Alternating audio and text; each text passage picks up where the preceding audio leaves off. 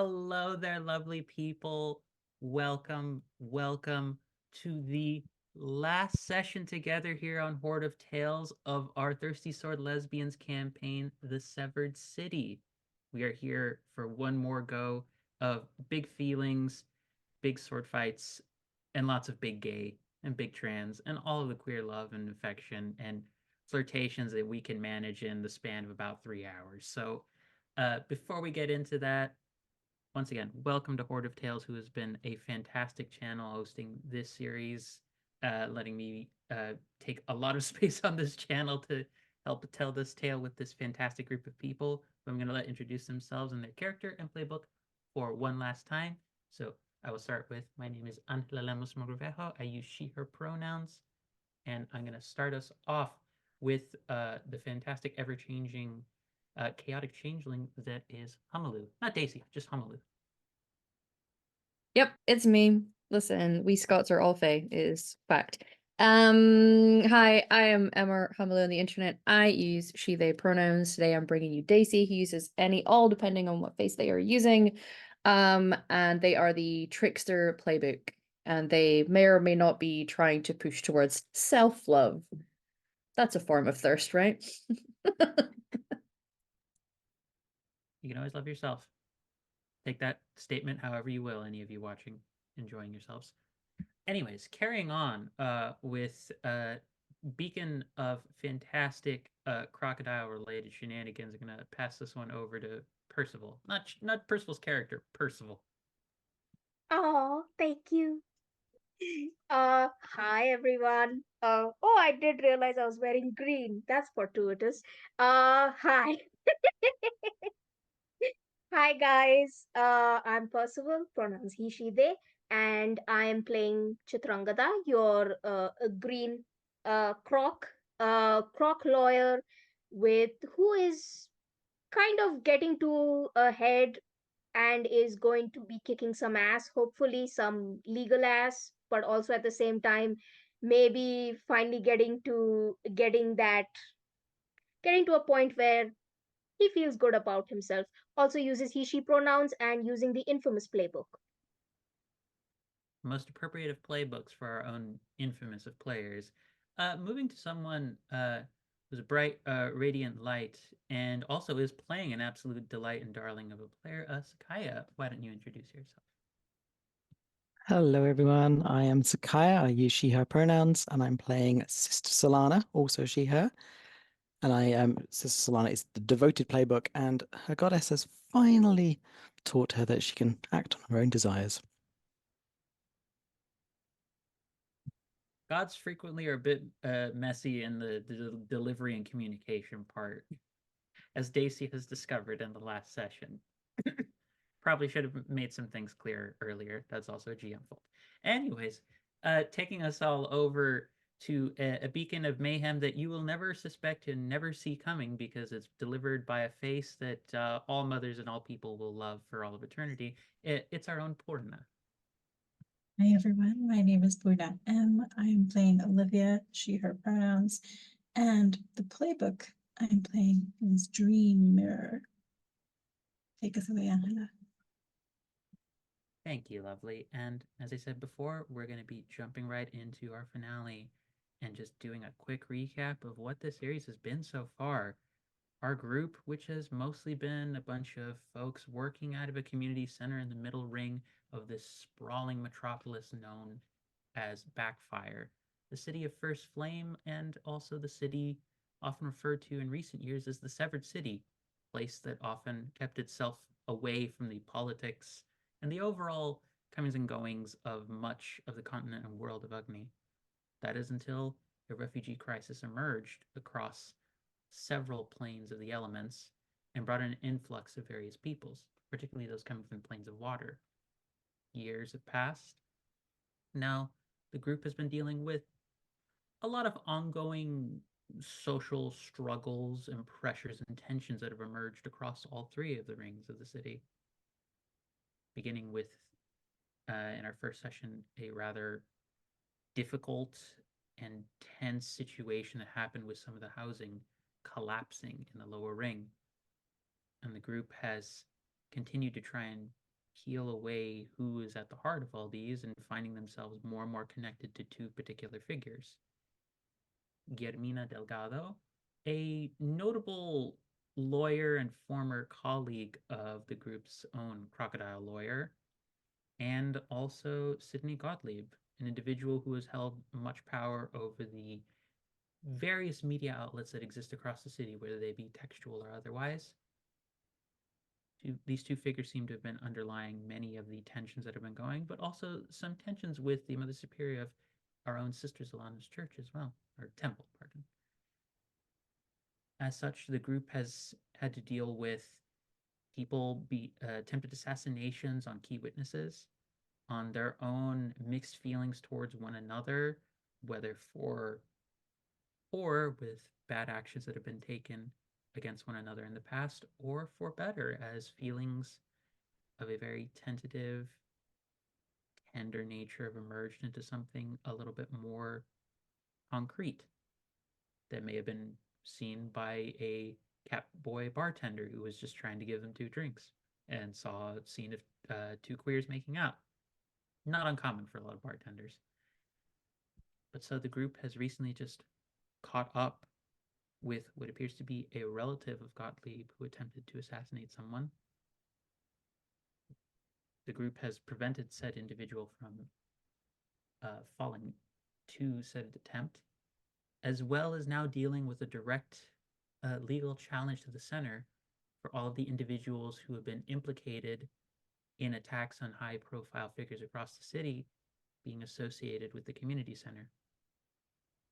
Now, in light of these tensions and the ever closing in on the date of the official summons to the courts to try and present their case, this is where we're going to take some time to sort of talk about the lead up in terms of the emotions and the events prior to that trial, where everyone is kind of going to get their chance to sort out where they're at with the big players and where they're at with each other. So who would like to start off this finale session of big feelings, realizations, and man, this is going to be a lot for this session? Or shall I just start, or shall I just pick? Shall I just do popcorn style like a teacher and put you on the spot? Teacher, teacher, teacher. Okay, Hamalu has volunteered to start us off. Thank you. I just got the opportunity for someone else to be the teacher of the situation, you know? So, Daisy, you, I think a perfect spot to at least start with for us off is to bring you, let's take us to that bit of time after the initial excitement had calmed down from the assassination attempt. Do you have a individual who says that he is available for providing company to you should you desire it? One who I believe I described essentially as the most himbo and ripped cat boy you could ever look for, and like very feral, very feline in appearance, though the feral may come in later. Anyways, Meow. Yes. Who I believe someone or another in our Discord asked directly, is he into twinks? Which, you know, yes, the answer is yes. Okay, good. Yeah. But so we pick up there where it's sometimes, probably later in the evening, whether that same night or the night after that attempt, where I believe it was, I think I gave you all, it was Damocles was the friend who who had the attempt made on his life. He's been having a rough night. Definitely has the personality of someone who's like, I just got stabbed. Please let me just rest somewhere safe. And you have gone with cat boyfriend Chiminka to his place in the upper ring, where in contrast to his general demeanor and the clientele he serves, Chiminka's home is not particularly opulent. Like, it's a nice home. It seems as though it has a yard of some kind, magically created. It's 2 stories, and it looks as though there's even, when you go in, passageway that leads to sort of a basement cellar, but the furnishings of said home, the overall decoration and everything, there's nothing particularly extravagant. It seems though that a lot of the walls are very like soundproof for whatever reason. And he seems as though there's at least a couple of guest rooms throughout the 2 floors. It looks as though he keeps a lot of company here at various points and times. Mm-hmm. But yeah, he is there. And he makes sure that he takes Damocles to one of the back areas and even like locks the door, sets and makes sure that he's enchanted. It looks as though there's some sort of rune that he moves his hand around and he just beep. He's effectively doing an arcane version of like a key code lock. And boop. Here we go. He should be protected and he should be fine. Good. He's been through a lot, huh? He has. He's had a lot of productions that didn't turn out very well, and he's had a lot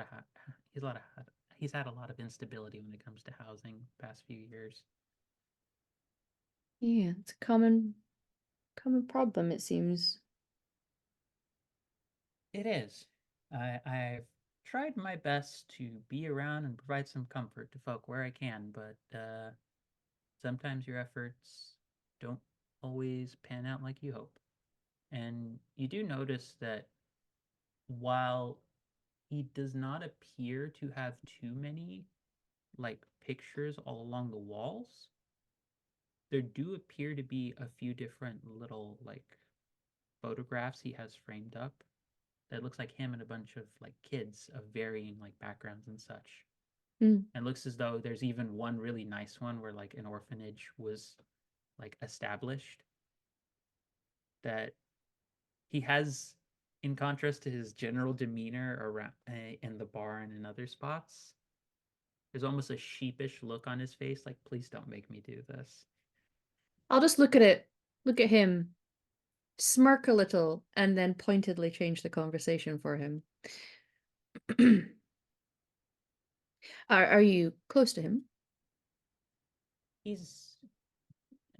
and I grew up in the lower ring, actually. We've had a lot of occasions to run into one another as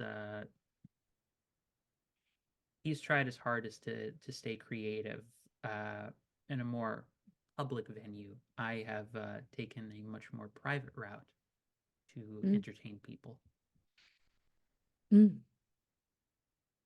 Interesting. And you, I know you'd said originally you were going to be having a meeting with your friend Christopher, was it? Yes, I believe it was. Didn't end up having that meeting? There's been a lot of instability, and I've had to check in on a few different people. I've had to contact a good friend, a mutual acquaintance of ours, shall we say.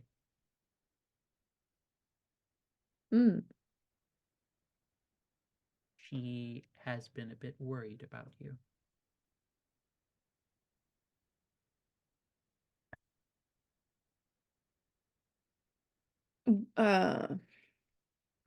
Which mutual acquaintance is this? I believe your mistress. There's not too many of us who work at this high-end clientele. Okay. She's worried about me. I mean, I'm fine. You've seen the shit everyone else is having to deal with. Right. And I didn't have to stand there and watch my friend get stabbed and nearly die. So, are you okay?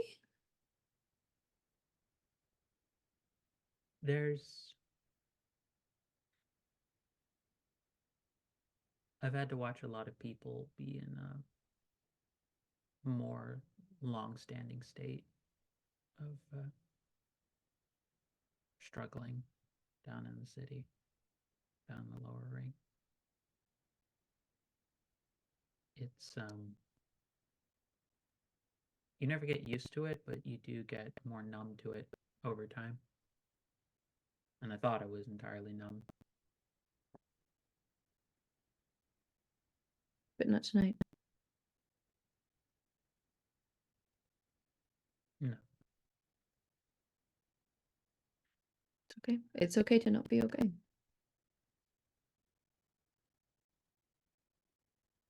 That's something you believe. Yeah. All the best stories tell us that. What's your story? You see him like go over. It looks as though he has like a cabinet that is his personal stash of basically anything and everything you would want. And it looks as though he just starts going. He leads you into the living room where there's like his own little like bar spot there, where he's just pulling out like nice glass and everything for should you wish to indulge. And he seems to be going to mix himself up right. He pours a couple of liquids. Occasionally there's powders and such that fly in, and it looks as though like a small dragon just pops out of one of them, breathes ice into it, and then it gets like chilled, and then like he shakes it for a bit, drops it into the air, and it looks as though there's almost like clouds of serpents that start intertwining along one another and then just drop down. It looks very like Ouroboros Mm-hmm. in terms of its shape and design, and then they go from almost like a smoky cloud to just into liquid. That's a cool trick. That's impressive. I do my best to be entertaining. Like I said, sometimes an orgasm does that. Sometimes a good drink does that. It's excellent when it's both, honestly. Is that an offer? Or is that what you're trying to get at me in the situation? That's a promise, my friend.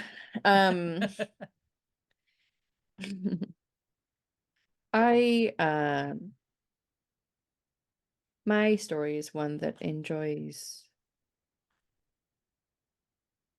helping others tell their story.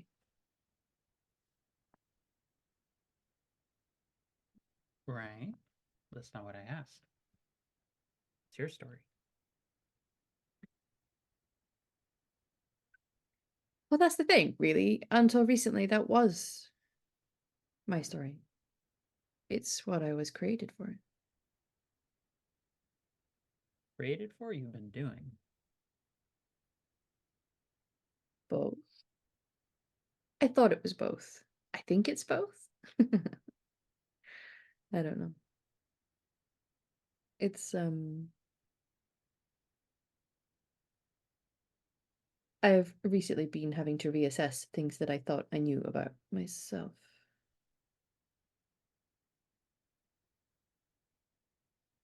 But I'm not I'm not being colorful when I say it's what I was created for. I came into being like this. I didn't grow up the way that people do.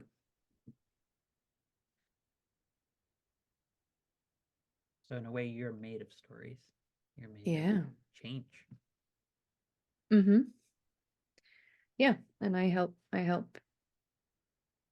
others with it. You know, you soften the blow for what change is. Let them see the beauty in that and the way that things move in an organic way.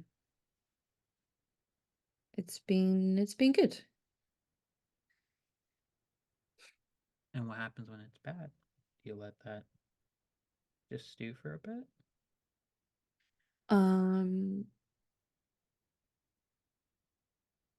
Yeah. I have effective ways of distracting myself when that's happening. Because the thing is, the bad things kind of have to have bad things happen in life. You get bad stories. Horrible things happen to people, but it's part of what makes us who we are. It's in the threads that weave into us, you know?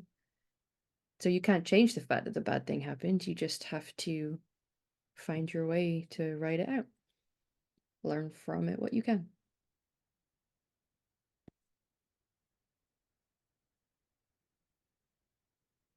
He sets down his drink, and again, in every movement there is such a like any clothing he's wearing is such a strain against it because of just I observe it very over the drink broad. that I'm drinking. I'm like, yeah. It's like, I'm Mhm. taking all of this I'm in. This I'm is fantastic. Love this for me. mhm. But in a bit more of a pointed way than he was previously talking, almost like as a challenge to you. Mm. So what are you looking to find right now? Do you want a distraction? Or do you want to let some things out? Because I'm more than happy, considering what's just happened tonight with my friend, to just let this ride out in a whole other context and just see what happens. But just so you know, half the time I'm being a companion to somebody, they're not actually looking for a cheap lay or anything like that. One, because I'm I'm really pretty sure not you're that not cheap. cheap. Yeah. Yeah, I'm really not cheap. Mm. I got expensive tastes. It's part of why I left the lower ring. The poverty and the housing and everything was a lot, but I mean, also I just want nice things good for you, sometimes. honestly. You have done a very successful job of it, it seems. Thank you. I'm sure a lot of people expect more here, but honestly, about a quarter to a third about what I make isn't really here. It's all in the lower ring with a lot of kids. But anyways, They're cute.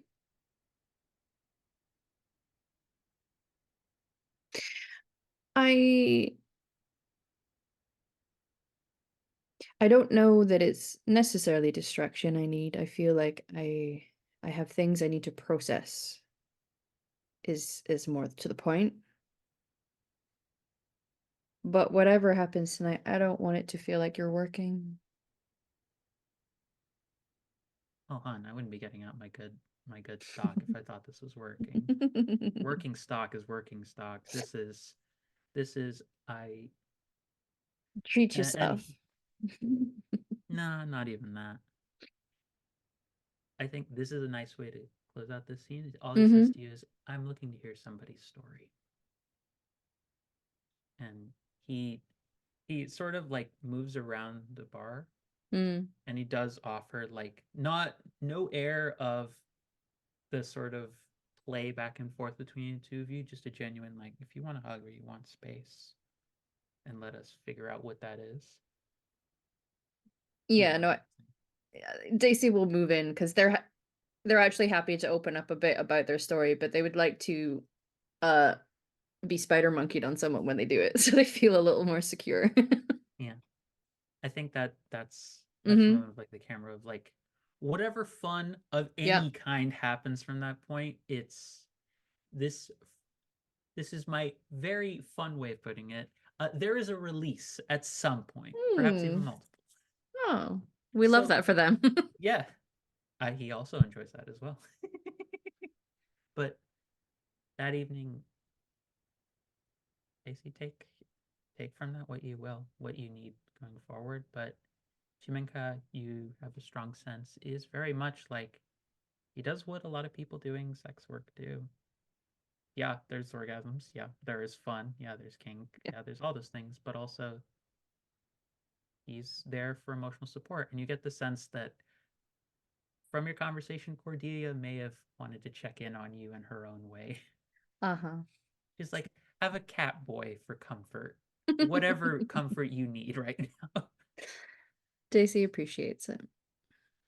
But moving from that moment of wholesome emotional release, I wasn't gonna say it that way, but thank you. I'm glad I didn't have to be the one to say it. Or demonstrated. We move over to a much more radiant pair. Solana, Olivia. Hello. In the days leading up to the situation with the courthouse, what is happening with the two of you? As you've obviously, Olivia is a quick, if you weren't able to catch up at the previous session, like, Damocles is a good friend. Stabbed, you have a sense he's being taken care of safely, but like you just saw, you also have just seen a friend get stabbed and had to make sure he didn't die. So you have that, and Zolana, you have the stuff with your chapel and with your goddess, and most of all with Olivia. What is happening with you two? How do you feel, Olivia?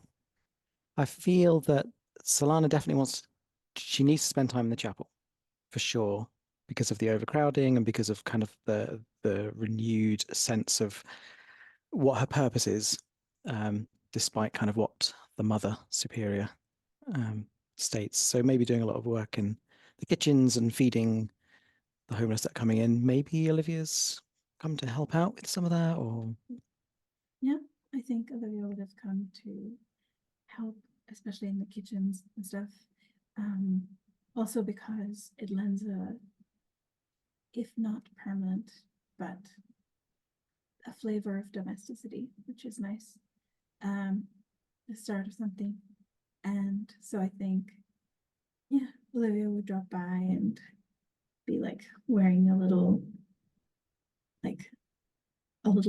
apron that says holier than thou. It's like an in-joke between her and Zalana.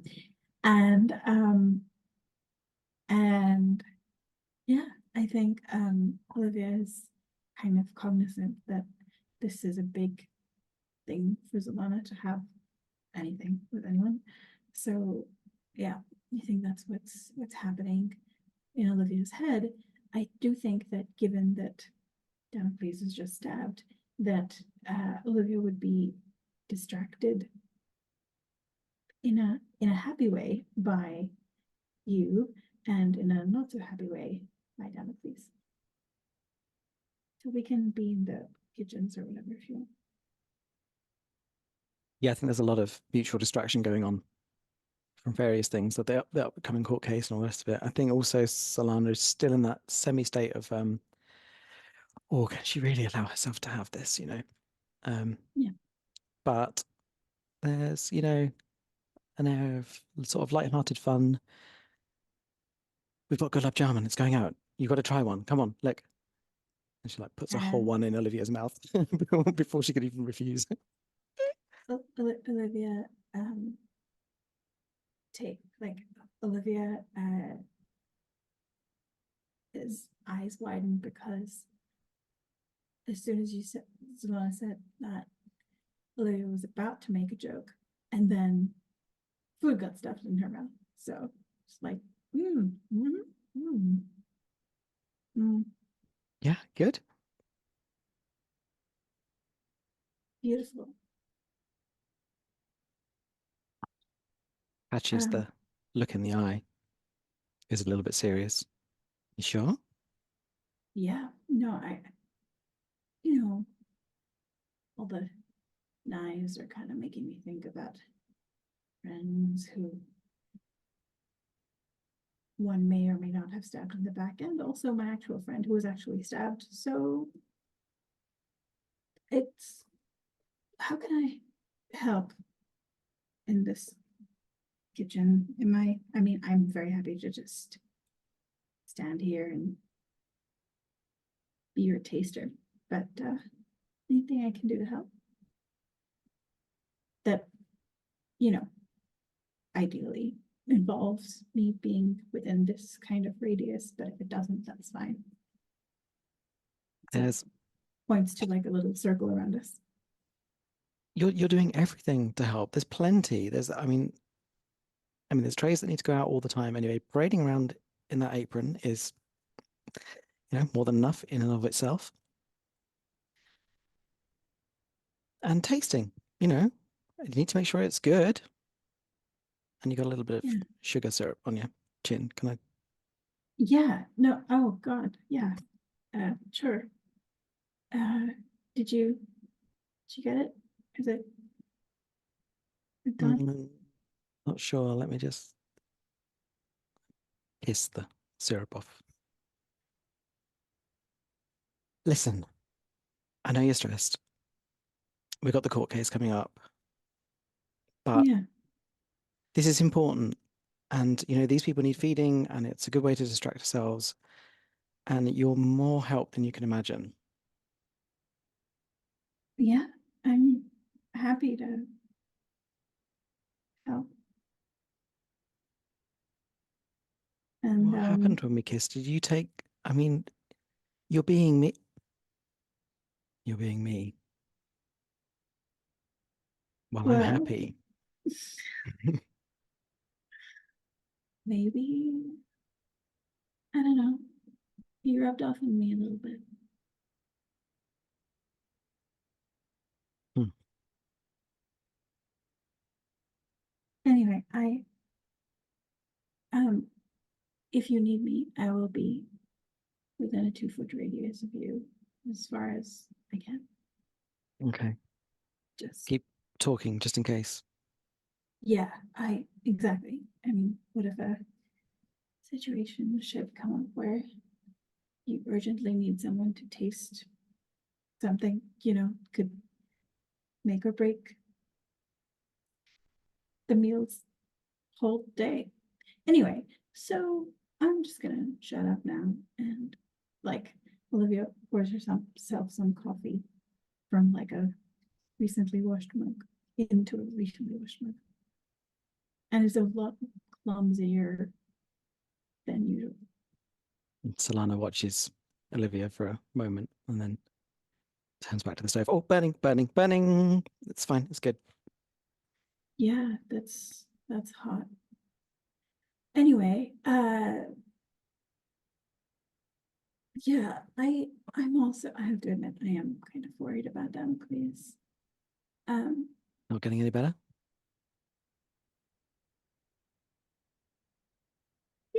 Being stabbed.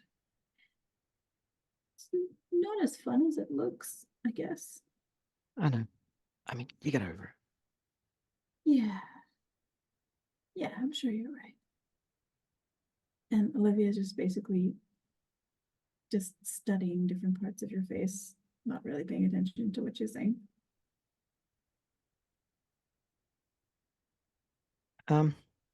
Listen, when we finish up here, do you want to catch up with the others or go out and do something, or do you need to get back to Yeah. No, I mean, yeah.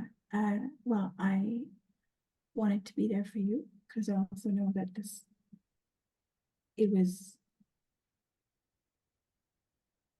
that you don't go around kissing your friends every day, I hope. So friend? people who used to be friends and then might be something else now, you know what I mean? So, I'm here in case, for the tasting, but also for the helpfulness that I clearly exude and is not your characteristic at all. But yes, we should catch up with the others. If we happen to take the scenic route and stop by for a coffee date, that would be fine. But if we don't, it's totally normal. Yeah, it'll be fine if we don't, I'm sure. But Mm. Solana looks kind of past your shoulder as there's like a small crowd of people kind of like peeking in through the doorhouse. And just, don't you have a queue to be in? Yeah, come on, people. Show's over. Right? Is the show over? I wasn't sure. Should we? For now, but maybe like when we're done here, you can come to my cell and help me strap my armor on. Yeah. Might as well learn how it's done. That sounds like a good plan to me. Let's do it. Happy side Somebody goes back to roll a cooking. goddamn entice roll at this point. For fuck's sake, you two useless lesbians. Well, why don't you do it? Because I just rolled a 3. You get an XP.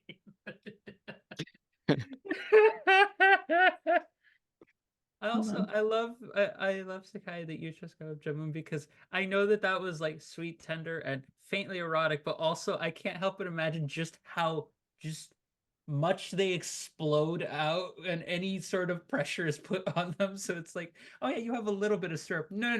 There's gonna be a face full of syrup. Deal. Especially like a whole gulab jamun.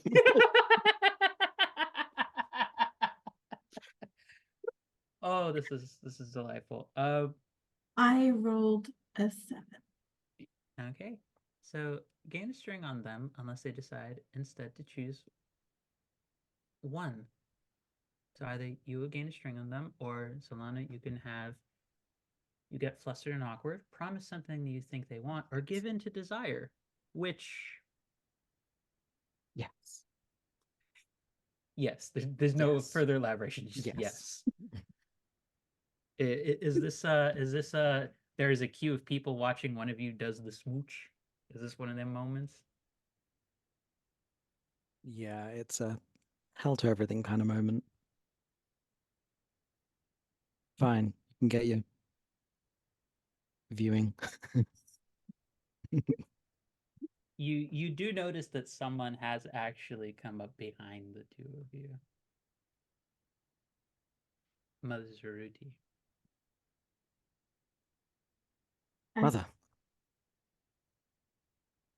Are you Hello. enjoying yourselves? No. Yeah. Yes. What am I supposed to be feeling? yes, Yes. Olivia's being a great help. Surprised to see you here in the kitchens, So much Mother. help. So much help. I'm gonna shut up now. Those of us who are devoted to the faith often find direct action to be the best way to do it. So we've been having to put in a bit more time, all of us, despite the fact that some of us have been out enjoying ourselves. And she's looking with a very like piercing sort of look over in Olivia's direction. See, that's just the thing, Mother. I think a lot of these people here that are hungry and need feeding, I think that is the work. And I haven't seen you involving yourself in this as much as perhaps you did a few years back. What you see and what is reality are very different, my dear. You would do very well to learn that. Spent a long time learning it. And I've had strong guidance of late. Solana's trying to be firm, but she's like really shaking. Olivia will see that and like just hold your hand. Also still keeping mum because of the whole weird awkwardness. This is a difficult thing for you, Solana, correct? Because this is a tense moment for you. It is, yes. I wonder what you're going to say. I would like you to do Defy Disaster, and I will let you choose heart or spirit, I think, are the most appropriate ones here. I think this is a Because- spirit thing.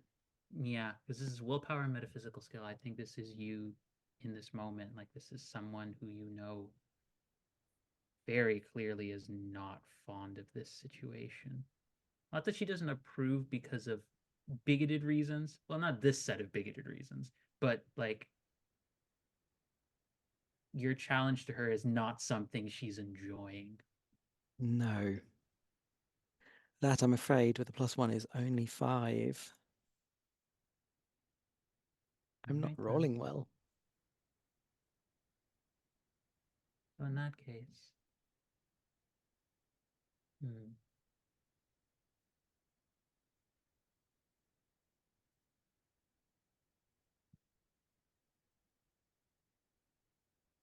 Oh.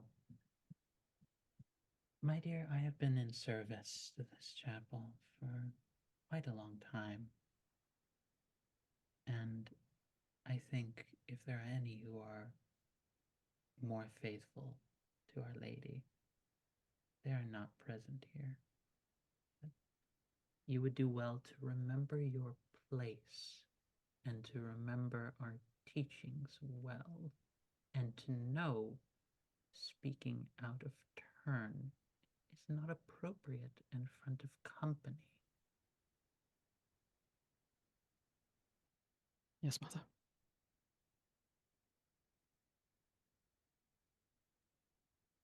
I'm going to offer you a choice here, Zelena. Mm-hmm.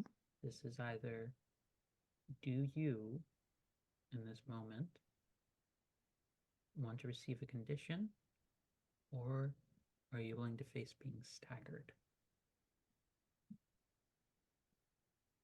Remind me what staggered does. Staggered, it happens, the effect range that you get depends on how many conditions you have currently.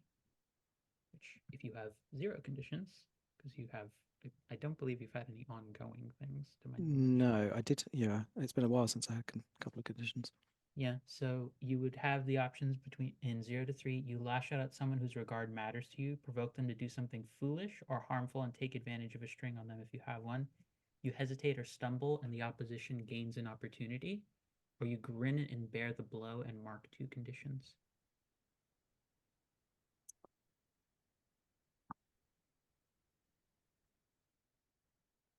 I think because I failed that spirit roll, I haven't got it in me at the moment to stand up and fight back. So I'm going to, I don't know if grin is the right word, but I'm going to take 2 conditions. Okay, in that case, the conditions, they are angry, frightened, guilty, hopeless, or insecure. You take 2 of those. Which Hopeless and ones? insecure. Hopeless and insecure. Okay. Now then, let's get back to the proper work that our charming acolyte has chosen to remind me that I've perhaps been not as attentive of. I assume you will be joining us, my dear. And she looks over at you, Olivia. It's the most classic look of like, I'm being nice to you, but in the moment, there's no one who could possibly attribute this to. All kindness is gone.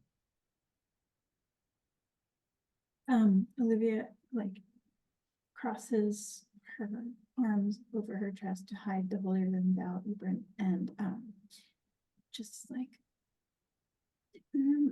yes, I will help, ma'am. Squeeze your hand.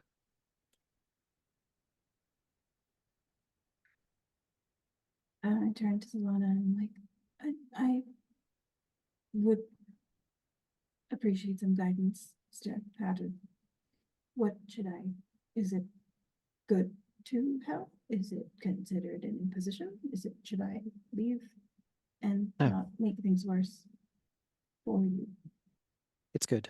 This is important and we need help. And I pointedly sort of turn away from the mother and like far more sort of practically now start to sort of like show Olivia like how she can help in the kitchen and what bits need doing, and stir this and chop these and focus very strongly on the work to avoid the mother's gaze and hopefully make her leave the kitchen. She has a very almost floating sort of movement to how she carries herself. It's still the air of superiority, but very much like a graceful. Think of how the elves are described in any sort of very like well acclaimed book series. It's just that sense of grace and elegance and everywhere. But imagine it through being done by a person who has nothing but a sense of condescension. That's So very elves. So elves, yes. So an elf.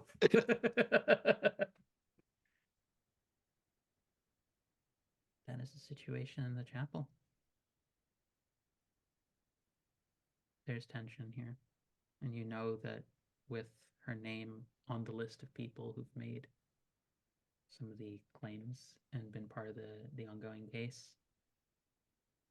This is going to come to a head at some point. You have this to deal with. And so we move to an often less seen pair of individuals currently interacting with one another. Chitra and Daisy. It's been a little bit after that conversation where Daisy has getting to have fun with a cat boy, a gift from from their mistress. Mm. Very nice. Should I be the one to preface this next? Let me throw out this idea for location of this scene. Sure. The House of Pleasure. Okay. Because I do believe there was a conversation before mentioned of Daisy had offered to, Yes, yeah. Let so me hook you up. it seems an appropriate a place as any to have a conversation. True. It's like I could teach you some tips about how to be a top, however, I know someone. So, is that an acceptable location to set a scene for the two of you? Okay. Sure. So, Yes. Daisy, you are actually, I would say, Chitra, you've arrived and are in the waiting room waiting for Daisy to. You're getting the details from some of the other staff there regarding the room. Chitra, how are you, dear? You well? Feeling good? How is Chitra feeling about this situation being here? Let's start with that. Feeling there's a sense of anticipation, but there's so much nervousness. Um, she spent a very long time being a workaholic, repressing her desires, and it has stunted her confidence a lot, being essentially just someone who goes and does other people's dirty work. And she's very in this very erotic atmosphere, and is like, I don't even know if this is going to work. How does this work? How do you learn? Is it possible to learn? Is it an inherent thing? I mean, I can argue in front of a judge. That's something I can do. I like she's about having five different thoughts, and most of them are just around, will this work? Am I actually capable of it? And while also at the same time, a part of her mind is going through all the notes and the evidence she's already collected and still has to collect before the court date comes up. So, like, half her mind is still on work. While you're in the midst of dealing with queer angst about eroticism and such, um, if this were again a movie camera just sort of panning into the scene, giving us much more of like just a focus on this sort of waiting area for folks, for what the viewers would know from their perspective is the head of the House of Pleasure appears. But what does Chitra see in regards to this individual? I will specify, Chitra. This individual takes whoever is at the forefront of your desires and interests. Currently, it does not have to be, it could very well just be someone who's on your mind right now, but it could also be a reveal of something deeper. It is not automatically the case, but Chitra, who does this magnificent succubus appear as? When the succubus appears, Chitrangada's still going through, like, is typing very furiously in her notes app, like, okay, this is note, and she feels the magic, like, oh, someone's in the room, and she like kind of scrambles, and she hasn't fully, she sees legs up. She starts from leg up because she's still in her distracted view, and the legs are covered with this sort of severe skirt, pencil skirt, sort of a sort of what someone at work would wear, a very particular workplace. She looks as she's getting up and finally like looks this succubus in the eye. She sees a a face she never quite she'd kind of forgotten that was that is of a friend of hers.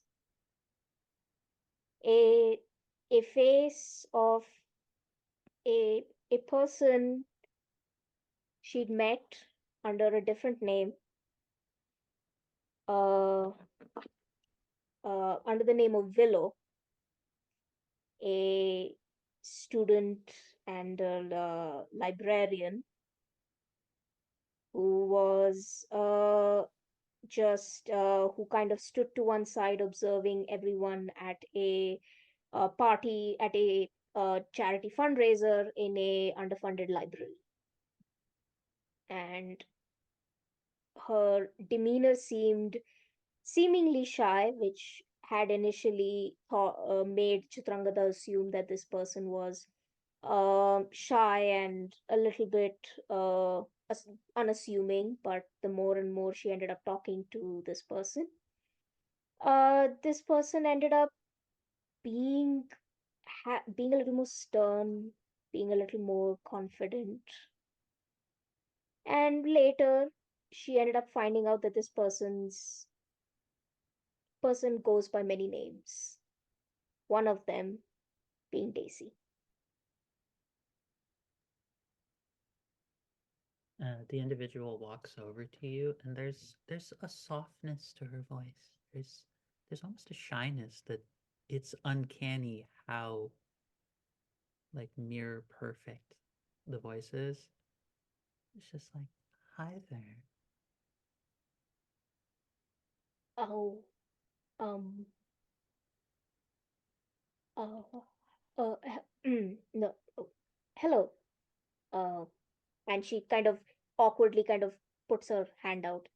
Um, I'm Chitrangada Shahane. Pleasure. And gives like a very soft like kiss on the top of your hand. Oh, oh, oh. Oh, that's something usually I do. Okay. Um, sorry. I was sent here by a friend of yours, Daisy, or Oh, you're that one's companion. oh, she talks about me. Oh, okay, cool. Yeah, Oh she's no, my no, no, friend. dear. She hasn't quite mentioned you too much, but it's curious that you're interested in them talking about you. Very revealing. If you knew, um, I mean, I'm sure you already know how you appear to me, or maybe, yeah, if you, yeah, that's she's the closest friend I've ever had. My She has never failed me as a partner in whatever endeavor we've ever taken. And in being a good friend, she has also gone against me. Not that he thinks that I don't know, but has gone against me when he knows that I was wrong. Interesting word you use. Partner. There's a, there, and you know, it moves away from the way that you remember Villa's voice being, and there's almost like it's like a cat-like sort of aspect to it, of purring to it. And you watch as the being, again, similar to what Daisy experienced, the big red leathery wings sort of spread out from her back, and you see them become a much more, like, again, the gender ambiguous form. My apologies. I do at times enjoy playing with my food a little bit before I might be involved in any sort of tasting. Oh, um, not a problem. My apologies. Not everyone is used to my presence. It can be a bit overwhelming at times. But your friend is about to arrive. Do not worry. And on cue, as if walking through very, not knowing about a damn thing that's just happened right here, Daisy.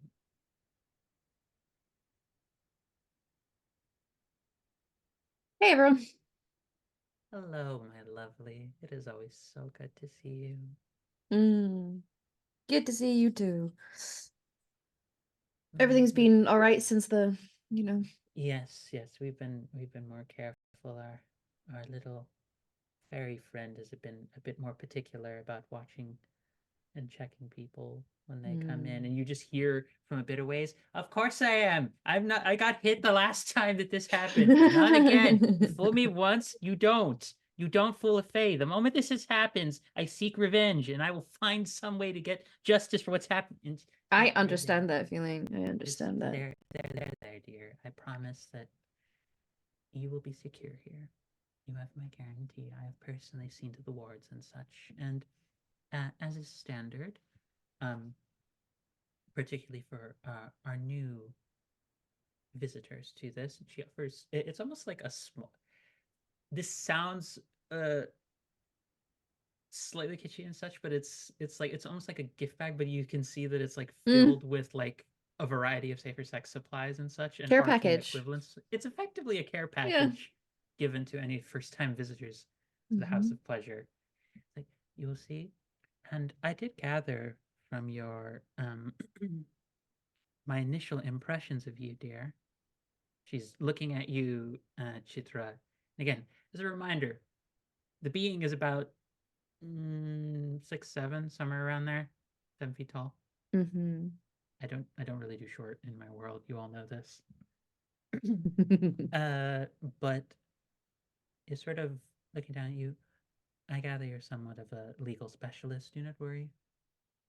Anonymity is prioritized. All illusory capacities of individuals coming in here are nullified unless they are of a natural bent, to ensure that consent and any sort of unpleasantness is kept out of my household. And I promise you, refunds and all such of other policies have been evaluated by several other lawyers.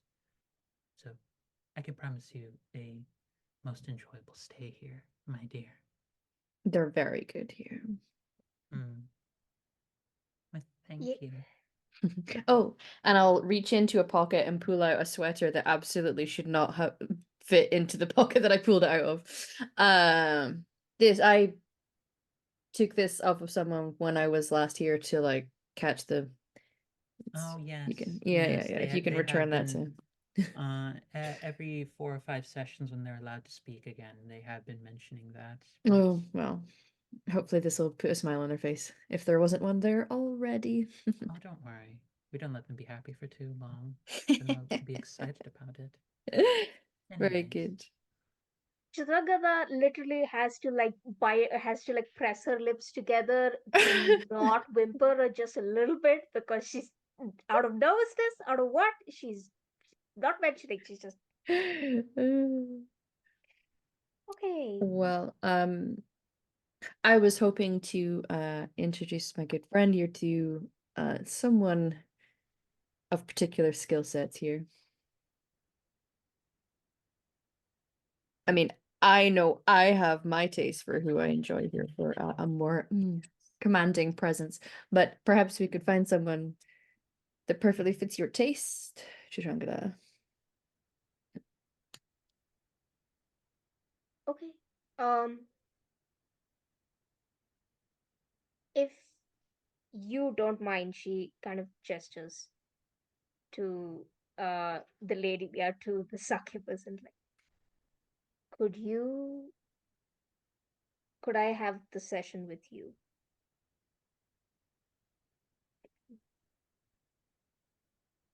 Daisy literally does this. There's nothing for them to lean on, but they do it anyway. Like, with very long arms and very like strong nails, goes over to Daisy and is like, "You me such good company. I'm good at what I do. You're very good at what you do. Mhm. I just hope this one's open to learning." And like again, it's like nails right along, trailing like cheek. Strangada is watching with rapt attention and it just is like all the feelings are just bursting out and she doesn't know what to do with her hands or her just her feet. I don't know what. Um, I'm Daisy will supposed to be put doing something with yeah. these. Normally they're used when I'm talking because it's every other queer person I know, queer and POC that I know talks with their hands. This is Yeah. not. This is just a thing that we do. Daisy will put her hands on your shoulder. I also need to have a conversation with you. I've arrived to a particular mindset within myself recently, and I feel like whatever you're about to experience today, hopefully you will be, refreshed, renewed, moisturized, feeling ready to have a chat. Of course. I'm always here. You know that. Yeah. Would you like instruction to be occurring at the same time? I can place a charm on myself to ensure that communication between the two of you will only be heard by yourselves. That would be appreciated when we have I would like properly private space. Although while they're busy, I will occupy myself preferably with an audience. I'm in a mood today. Oh, yes. Okay. All right. I do believe Astaroth is in need of some learning, and he's rather eager to have a bit of a public display. Great. Yep. Amazing. Goes over and sits down and waits. Daisy Yeah. goes over there, and since we still have a few minutes for this, Chitra, you get to have an occasion to interact with the head of the House of Pleasure. So, I believe I gave the name before. Her name is Alexia, or rather, this is the name she's going to give you, because if I don't remember it, then this still works narratively, and that she never gives out her actual name. The wonders of GM bullshitting, everybody. But she takes you to a room and says, "Would you prefer I take on a different form of your interest, dear?" She's talking to you, Chitra. Yeah, Chitra is It's too gay thinking. to function. Yeah, a little bit, but also at the same time, she's like, is it weird if I ask her to take the form of a very close, someone very dear to me, someone, but also is that a weird, where does that lie legally and consensually? Like she's kind of a little bit wondering on that front. Dear, I want you to know, I am a being formed by desire, interest, and want. This is merely an extension of my will and my consent in allowing you to do so and to treat me as such, so long as it is per the terms of our agreement for this session. And also, I want you to know, such things of an erotic, of a kink, of a romantic, of an affectionate, or an intimate nature are perfectly fine for you to have. They are not an edict for you to impress your will upon somebody else, my dear. They are merely an invitation. It is why I asked you. It is not why I told you I would become. The being immediately takes on the form of the Daisy who you knew before. I did not become them in that moment. It is merely an offer, as you seem to have something on your mind, and I gather that our mutual friend also has something on their mind.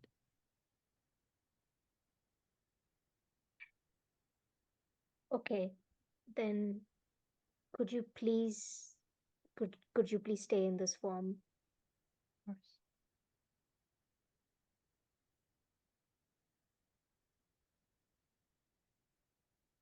Take my hand and see you. Chitrangada gives her hand nervously, but is kind of starting to get the idea what's happening. Mm-hmm. Mind you, as a note, the change of reform did not happen while Daisy was around. You are already in a private room to yourselves, just to make sure that that's clear information that is available.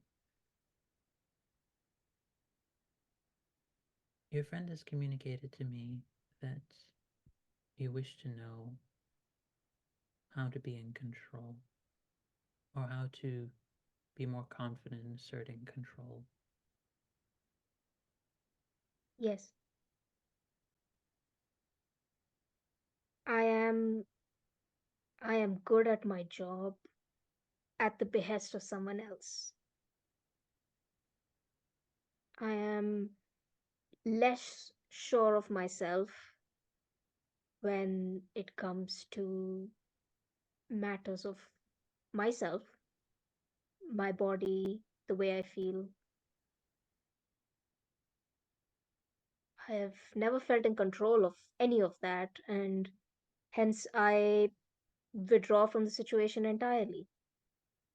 I choose not to engage in the first place. It has happened so many times, and I feel that in this case, I cannot allow it to continue. Then I must ask you a very simple question, my dear. What do you want?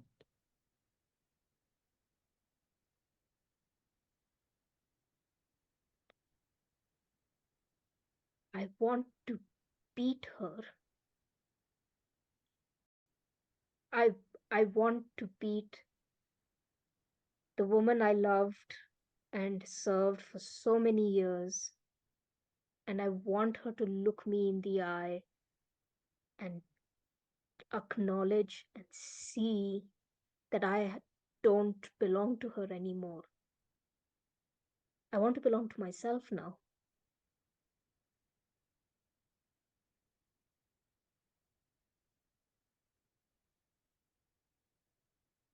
Show me.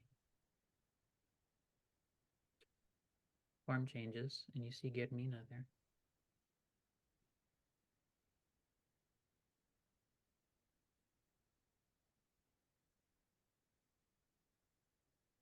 I'm Chitrangada is taken aback and just kind of she staggers a little bit, but like immediately straightens herself and is like, I am I am fighting for this place. I am fighting for the community center better than you ever could. I know in my heart of hearts you never loved this place. You told me that. All you wanted their love, but you wanted to give nothing in return. And I always believed you. I believed your resentment. I believed you because I loved you. And I would have done anything from you since fucking college. I was the one who stood and took your punches, your abuse. Everything that they said about you, I ignored because I thought I had seen the real you. I saw your vulnerability and I let it fool me into thinking that there was, into thinking that, into believing none of your other activities, none of your other darkness. I'm going to beat you, and you are going to see me walk away. I will walk away from you. I don't belong to you anymore, and you can try as much as you like. I will face you in that damn court, and you will see that I am no longer yours, and you can go straight to hell.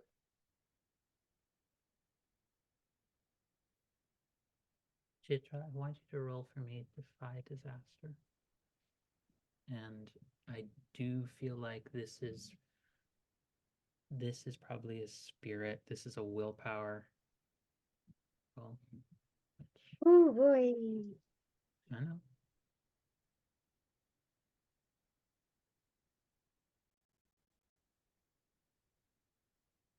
Oh, the dice cards are good. It's a 6 and a 6.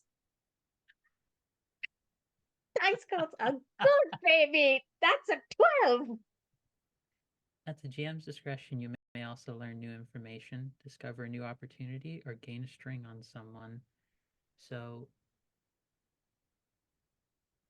you may choose between learning new information or discovering a new opportunity, and I'll roll that into what follows in this scene. And then time passes, her working with you, and then giving you time to talk with Daisy. So new opportunity or new information?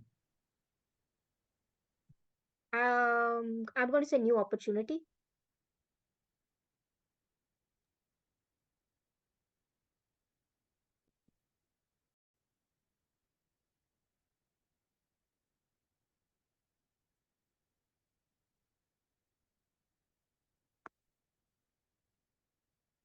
That took a lot out of you, didn't it? Yes. Changes back into the original form, their true self, and just like offers gently to like hold you like comfortingly.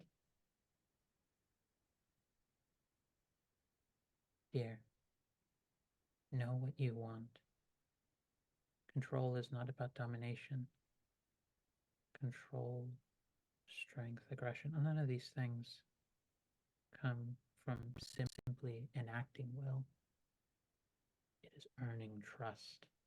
It is knowing what you want, making clear that desire, that longing, not as someone being gifted and with the joy of receiving pleasure, but knowing that you can also give pleasure. That you, when you offer yourself truly and fully, if only a portion of yourself for that scene and that moment, that is what it means to be in control. That is what it means to lead in such situations. I think your friend is waiting for you. I believe, and you see them raise their head, and they're like, I believe they are finished. Chitrangada is full crying, but also she kind of chuckles at that a little bit.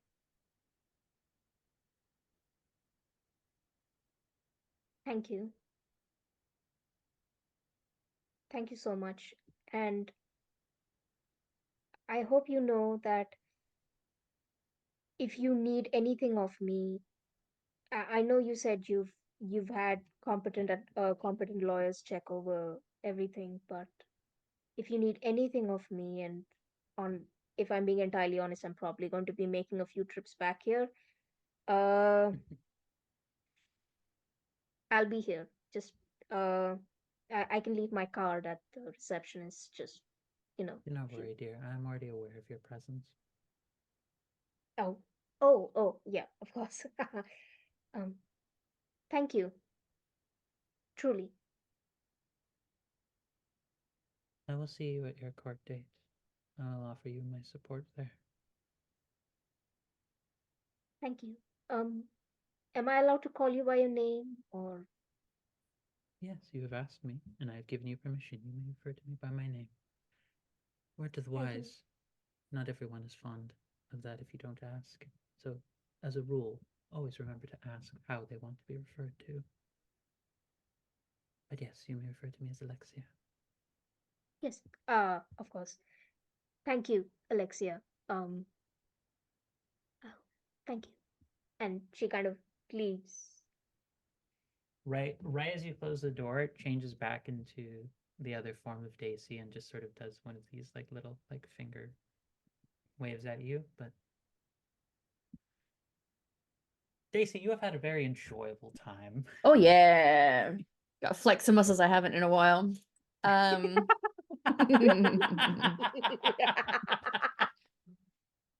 But there is a room set here. It's very Yeah. comfortable. There are drinks. There's plenty of water.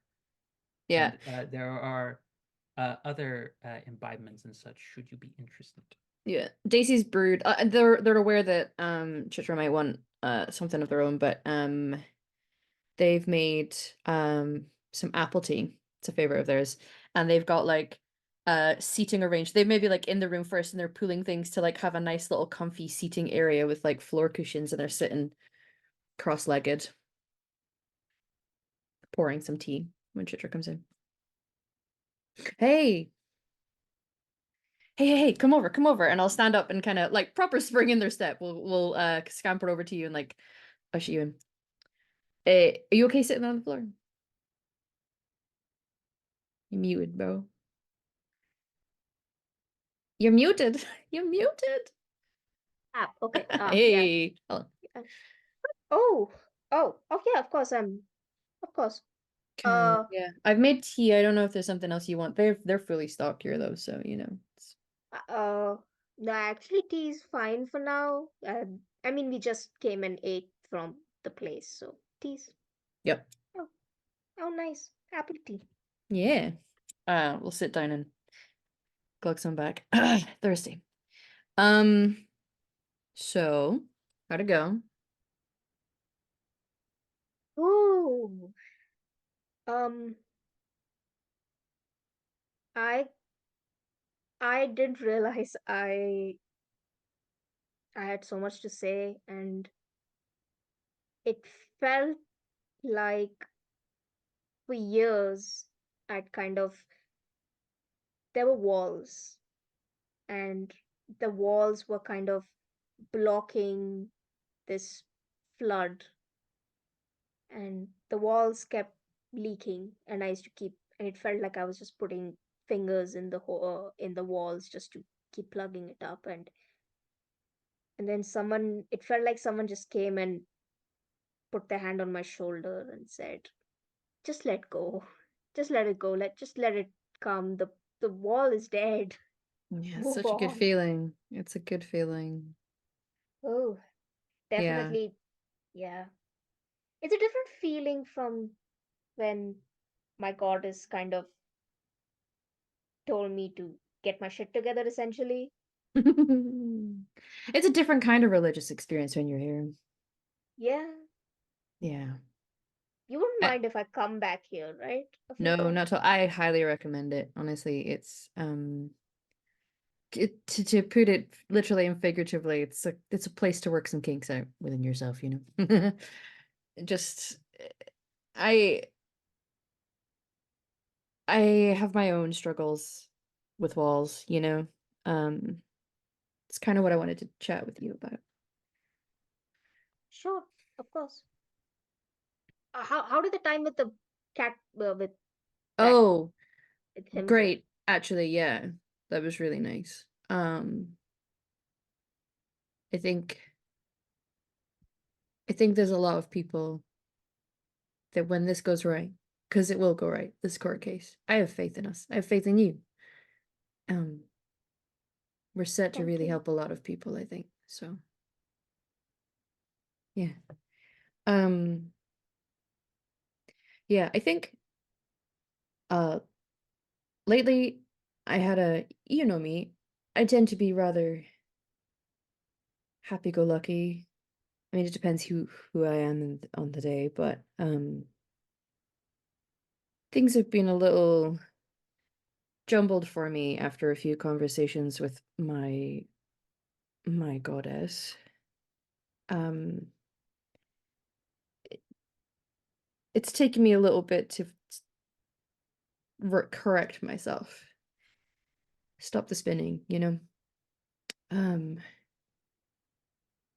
I think I've really I figured a few things out about myself recently, I think. First and foremost, I know I already had a conversation with you somewhat to this extent, but I owe you an apology about the other day when I recoiled a little when you tried to comfort me. I'm not used to people directing their energies at me. Usually it's normally the other way around. And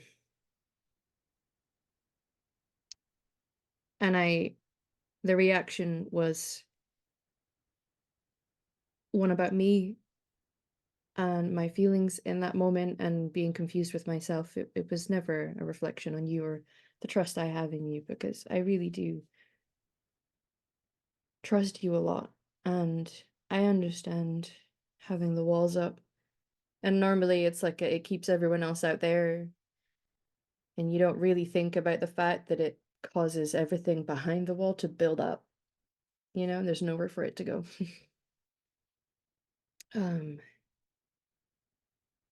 But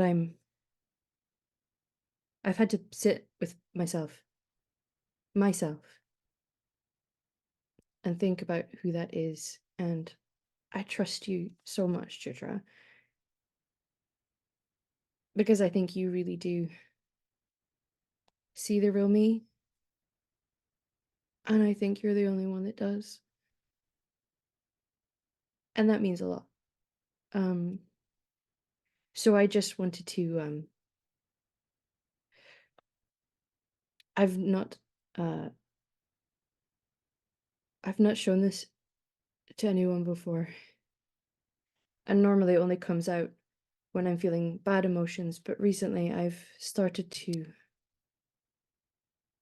like myself, and that's pretty big for me. So, and they'll just like shake their head a little bit, like they're trying to shake off a thought. And when they do, it's like all of the color drains from them, and the hair is that strange translucenty white. The skin is stark white. The eyes have an odd pearlescence to them. The slight darkness around the eyes, a sort of charcoal color almost. But what sometimes feels like it is a place that is devoid of color, when they've felt in this form before, they instead feel like they are what true pearlescent and opalescence is, and it's reflective and it's beautiful. And they just kind of give an awkward smile. The real me. Daisy. You're Yeah. Daisy. Yeah, I am. I never really gave this form a name, really. But that's the one I like, I think. I kind of like it a lot too. Thanks. Yeah. Chitra kind of holds her hands out for Daisy to hold. Mm-hmm. Yeah, they will. I'm sorry I've shut you up before. It's kind of a bad habit of mine. But I'm ready to start asserting who I am and my story. Thank you. Yeah. And I I'm I I I'm out of words to even say. don't you don't ever have to worry about this and your true form. This is honestly the greatest thing you could have given, and it's us, right? It's us. Also, um, I know that like here and in the people that live here, order and structure and having certain laws and ways of being is like the norm. But where I'm from, chaos is what rules us, and it's beautiful and it's organic and things evolve all the time. And I know that what you follow is like here that might be seen as like bespoiling something, but to me you encourage growth and change, and I don't think it's a bad thing. I don't think you're a bad person. I think you're amazing, and I think what you do is really, really cool. You are and always have been someone who, whenever I used to, what I felt for Zolana was like someone in the horizon, just someone distant, someone to look, to walk on my knees, on cracked and broken feet, to just to catch a glimpse. But you have all, whenever I wanted a friend, whenever I thought of someone who would never fail me, who I would always love in whatever form you find acceptable. I know that I love you like a friend, like a lover, like essentially all consuming but rational. Look, I'm not a weirdo. Not um you're as close to a soulmate that honestly I could imagine. Soulmates in chaos, right? Yeah, Yeah, I'm starting to appreciate a lot of chaos, honestly. yeah. And it started with the night we met on it. And it started with the night we met. Oh yeah. Yeah. I still remember me sort of bored drinking champagne of those like really cheap plastic glasses in the library, and Yeah. you were just there, and I was like, I thought I'd taken pity on you Oh. by like talking to you. And then That form definitely ticks some of your boxes. I can see that. yes, I am a knight in shining armor. I think we could, yeah, Yeah. Mm-hmm. I have that tendency. And then it turns out that you fucked my case that you fucked my It case that day, didn't you? it needed fucking. I'm sorry. That I It's know. part of your story. That's what I do. Yeah. I've never I've never been more grateful that you did. I mean, Good. initially, like,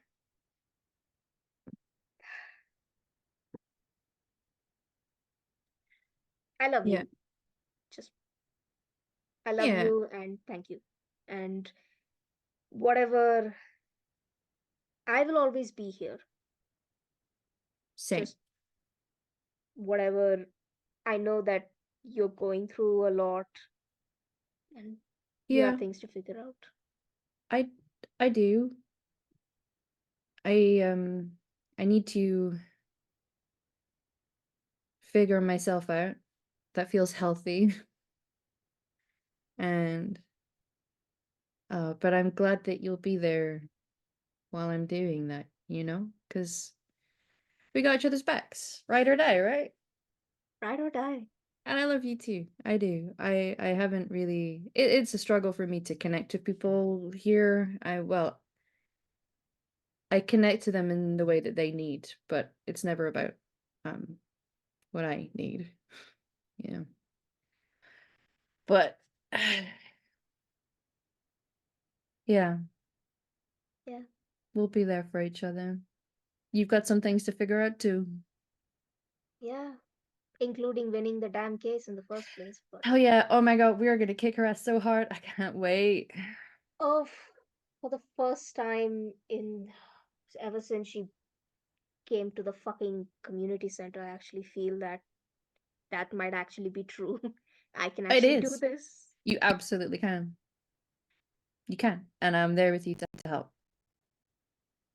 So, my lovelies, Mm. before we go to break, because this feels like a good moment for that with this Mhm. reveal, I want to invoke an optional intimacy move if both of you are inclined, Okay. which is bare your heart. When you Yeah. lower your last guard and give yourself to someone completely, ask them the question for your playbook, and if they say yes and truly mean it, you can invoke the effect listed. I have them here for Okay. you. Are you both interested in that? Does that feel appropriate for the scene that has just happened? I think so. Yeah, I think they're definitely bearing their full self right now. Yeah. Then for the trickster, you may ask your companion who you disclose to, would you rather be tortured to death than hurt me?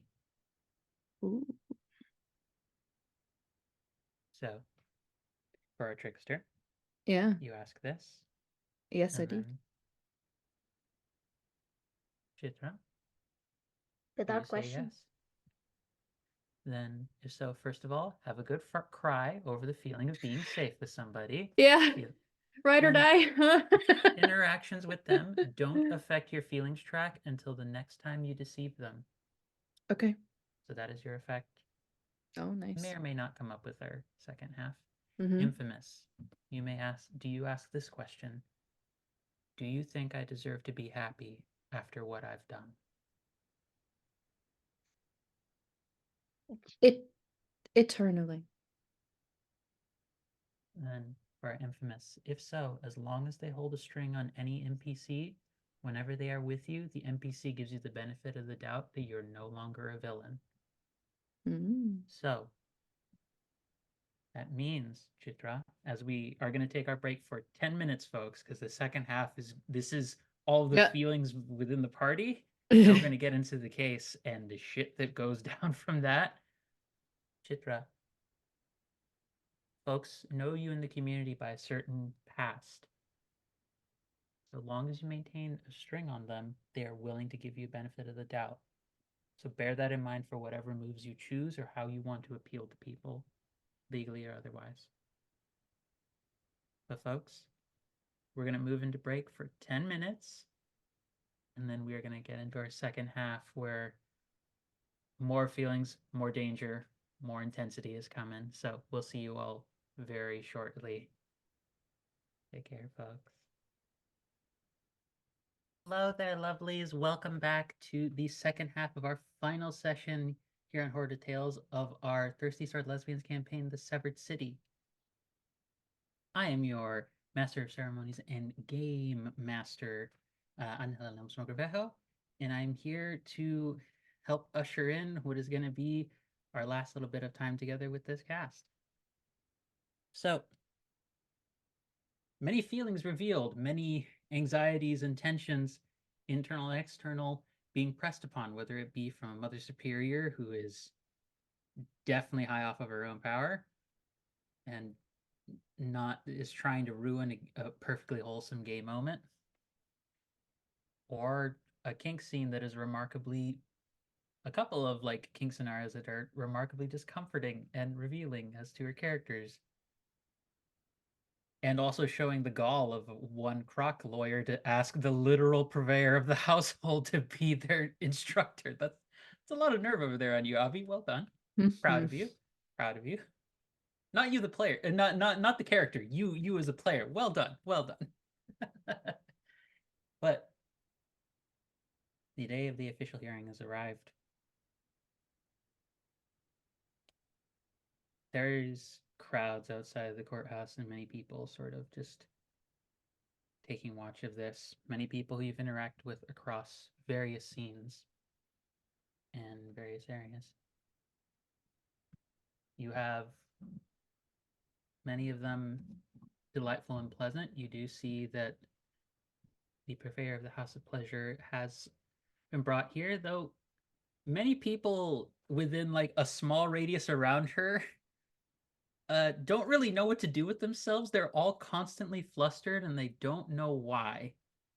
They all look like they're seeing an ex who they're still into and don't want to admit that they're into, just sitting nearby them. You see that the familiar couple who Olivia saw during our first session of Yukio and Kupolo, a Lapin touched and a dragon touched pair, just sort of taking in the event. You do see Chiminka, the Catboy entertainer, is here. You see that both Finley and Angora, the purveyors of the cafe and refugee resource translation and other services household from the lower ring, are also present. You see it's hard to tell at some points. It looks as though Cordelia is there, and then you look back and she's gone. Then you look again and she's somewhere in the stands, and then once again she's gone. It's so strange. You do see the finely dressed, finely yellow-suited individual who the group met outside of the courthouse, who Chitrangada is very aware of who they actually are. And I would say, Daisy, you also see someone whose dress is very, very practical, very well put together, but only you seem to recognize the dress is made out of what looks like parchment and leaves and writings. Meanwhile, as to the other side, there are other plaintiffs of this case who have been brought forward. Sidney Gottlieb is sitting there, was an attendant. You do see Guermina Delgado has come in. You would see that Mother Zeruti is there on that side. And hard to know whether or not who she is here in support of, but Roxy Last Light is here as well.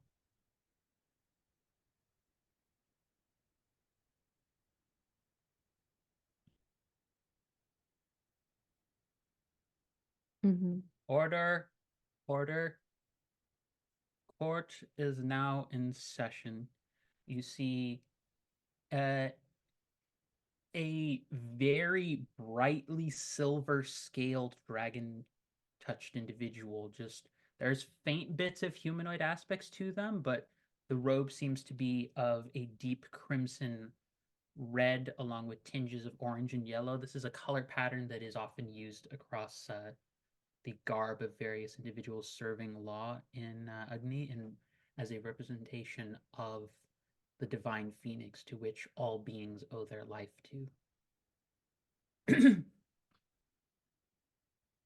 Case against the community center, that y'all have given a name for that I don't remember what it is, or if we never established a name, there is a name for it. It is inserted here. So it comes down to all of you in this situation. What I'm going to ask in terms of roles and such is that I want any given point, any of you want to bring up evidence you've brought up, or just make a case based off of previous actions you've witnessed, incidents that have happened, or if you want to bring up someone to testify and be their support for being willing to actually going up. Or if you want to do subterfuge of some kind and present yourself as somebody else, that is an option. Don't know what you mean. But this ultimately comes down to what your actions are going to be. They're going to make their case, and that all of their evidence has been laid out very clearly, is that all of the individuals who've been associated have been typically coming from the lower ring. All of them have been traced in their activities. Meetings and plannings have been coming down to being had at the center. And they even have one that they are putting forward as a surprise witness of testifying, having been caught and admitting to having been involved in planning something. So, what do you do? What is essentially going to, you don't have to argue this like a formal actual legal case, but what do you choose as sort of your dice rolls or manner of appealing to people, appealing whether to judge, to people, or as that forms a much more robust way of painting your case?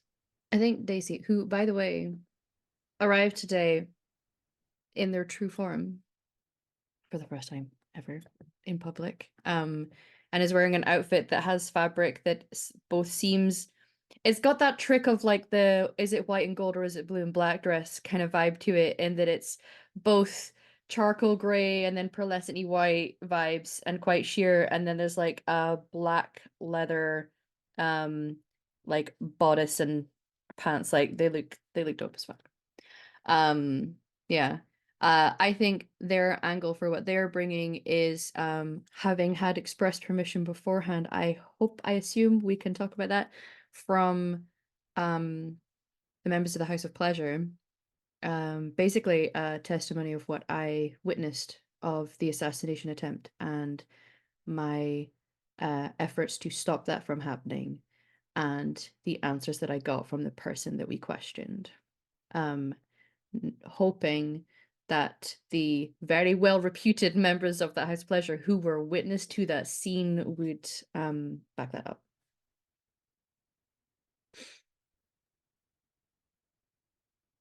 I think Okay. I'll just say that Solana is not one for, giving speeches and evidence and the rest of it. So she's going to be very much in a kind of a support role. She's not in armor. She has a sword with her, but she's in sort of full vestments, very regal, ceremonial kind of thing. And I'm just going to Yeah, stand kind of to the yeah, side of the desks. Yeah, kind of like arms folded, like, don't mess with my gang kind of thing. yeah. Chitrangada would have asked Solana for a written statement to be read, because both Solana and Olivia were witness to the other assassination attempt. And Purna, would Olivia would she give a written statement, or would she go up, or would she like be a witness? Just to clarify, Solana would speak as a witness, but she's not going to like sort of provide evidence or do sort of lawyery Yeah. talking about. Angela, did you want me to do a roll, by the way, with what I'd said before? Because Yes, I was going to call for that, but making sure, Forna, if you have a response, Yeah. making sure that you get a chance to do yeah, yours yeah, first. yeah. Okay. Yeah, no, I am happy to do a written statement, and I mean, I can be a witness like Solana, but I'm happy just to do a written statement rather than be a material witness. Okay. Chitrangada also managed to dig up like bank statements, and is also using that as has identified like couple of the bank statements, and from where the money came into these assailants' accounts. She has traced some of them back to because she would know of the offshore accounts being used by Yamina's law firm, and she would use that as evidence to be. She would submit that as evidence of there being foul play, and this being and the fact that this may and also would have exposed some of the other offshore accounts that she knows the Mother Superiors and the church have kept, and some of the money may be being traced in the same bank that is being kept. Like she's found connections of the money to these people. Okay. Stacy, what I want you to roll for me, I want you to roll entice. So you appeal to someone's physical or emotional sensibilities. This is essentially to try and get a string on the judge to give for his ruling.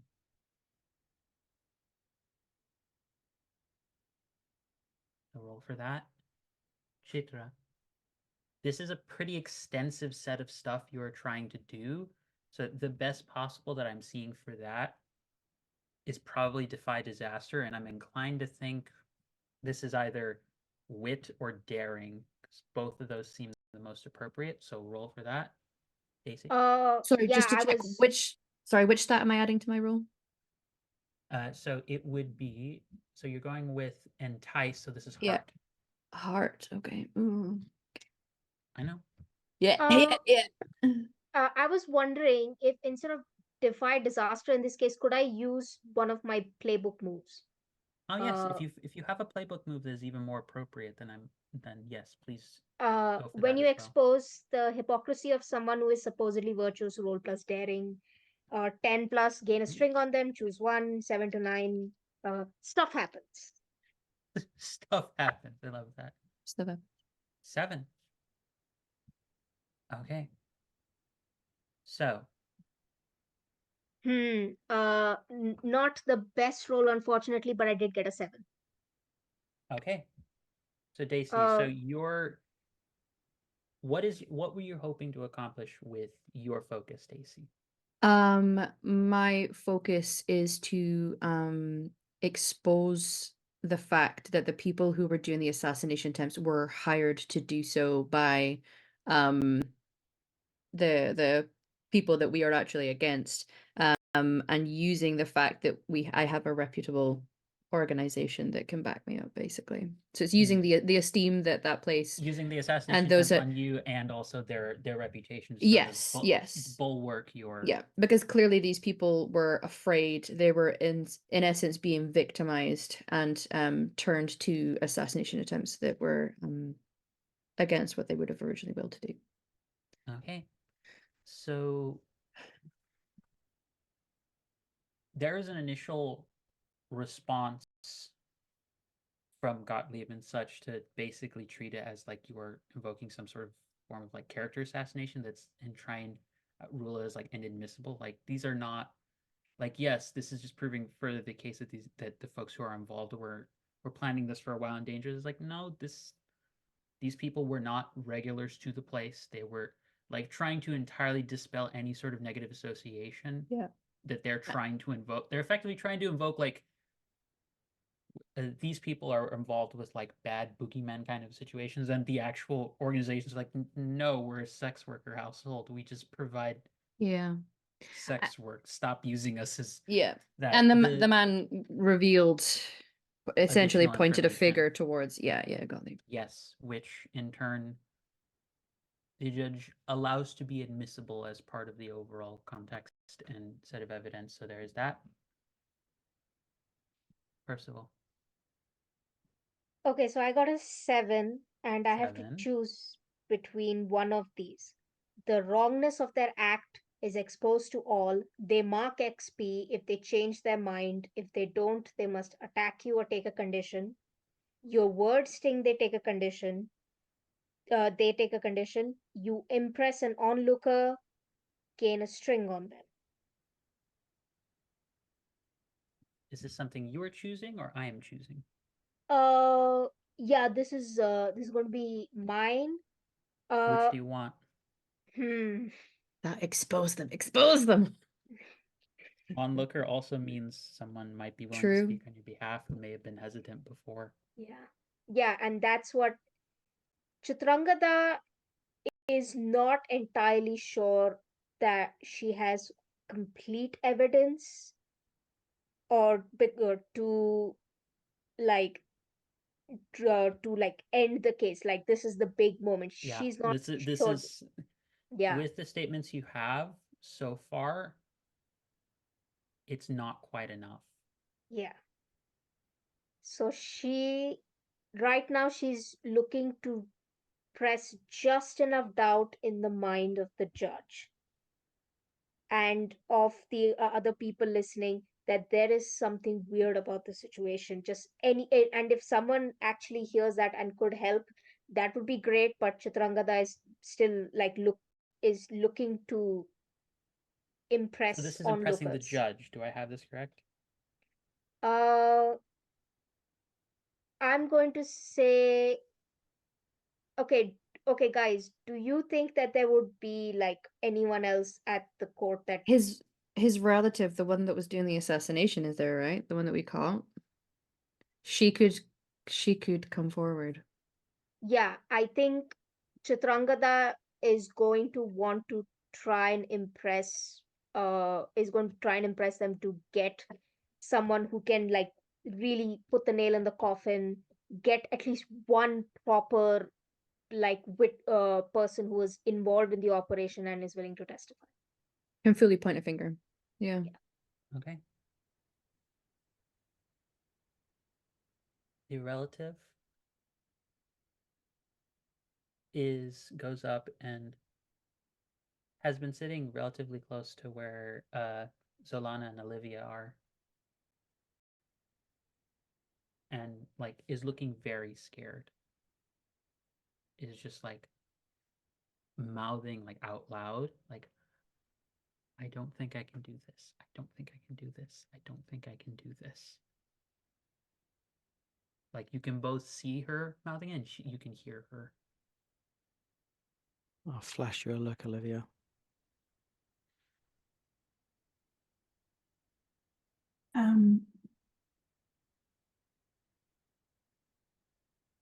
I lean closer to Zana and say, perhaps you might be able to give her a little faith in herself and encourage her forward. Faith to go up and say what needs to be said. Emotional support in that case. I nod. Sort of, I'll kind of like kneel down, well, you know, like sort of crouch down near her. Hold her hands, but with the symbol of Sophia like between our hands. And I'll be like, can do this. You have all the support here. So I do have conditions, which is a -2, I think. But let's see the specific ones. If it's hopeless and insecure, those are for defy disaster and entice. So they are for those moves, not for emotional support. Okay. What am I adding to emotional support? Emotional support is heart or spirit.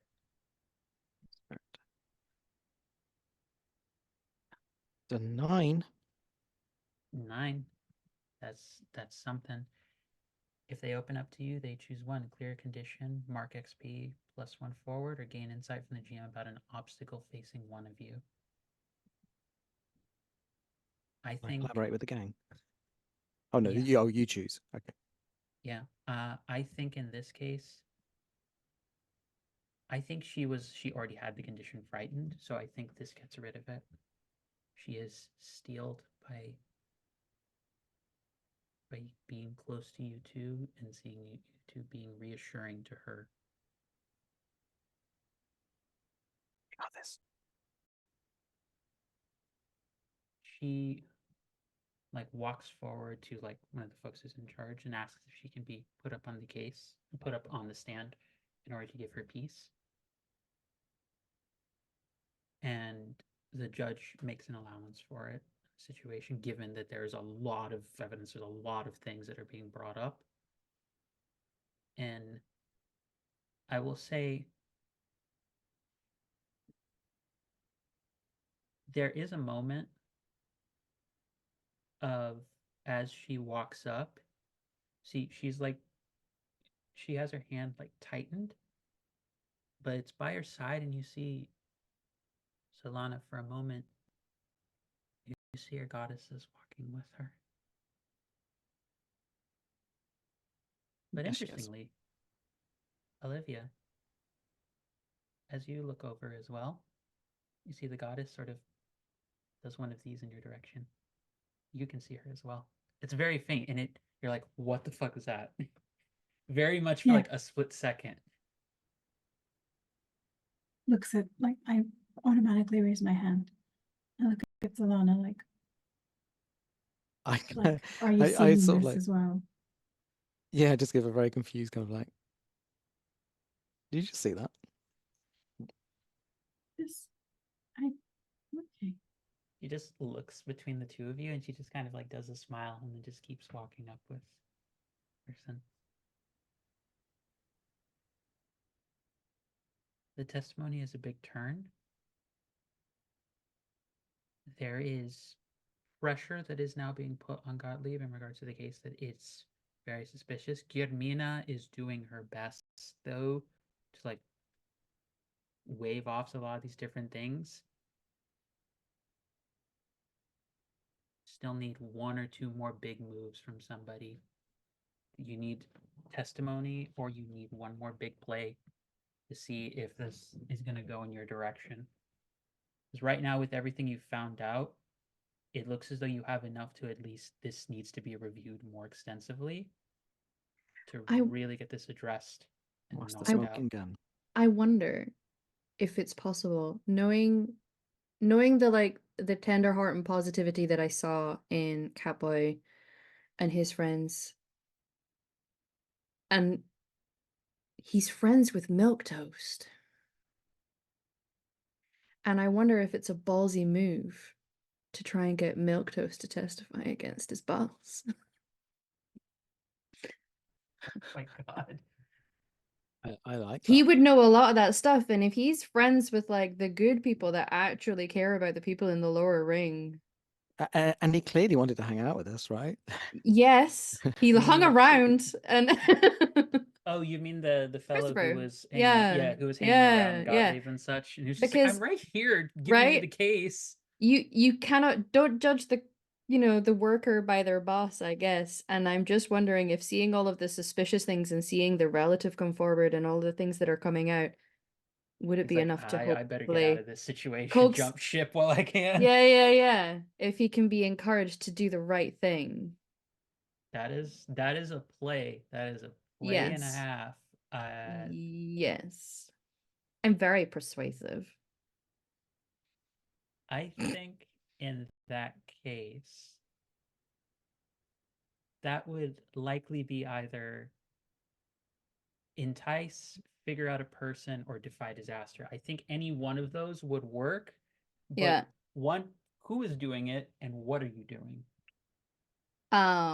I would like Daisy to do it because I feel like Daisy is now thinking this.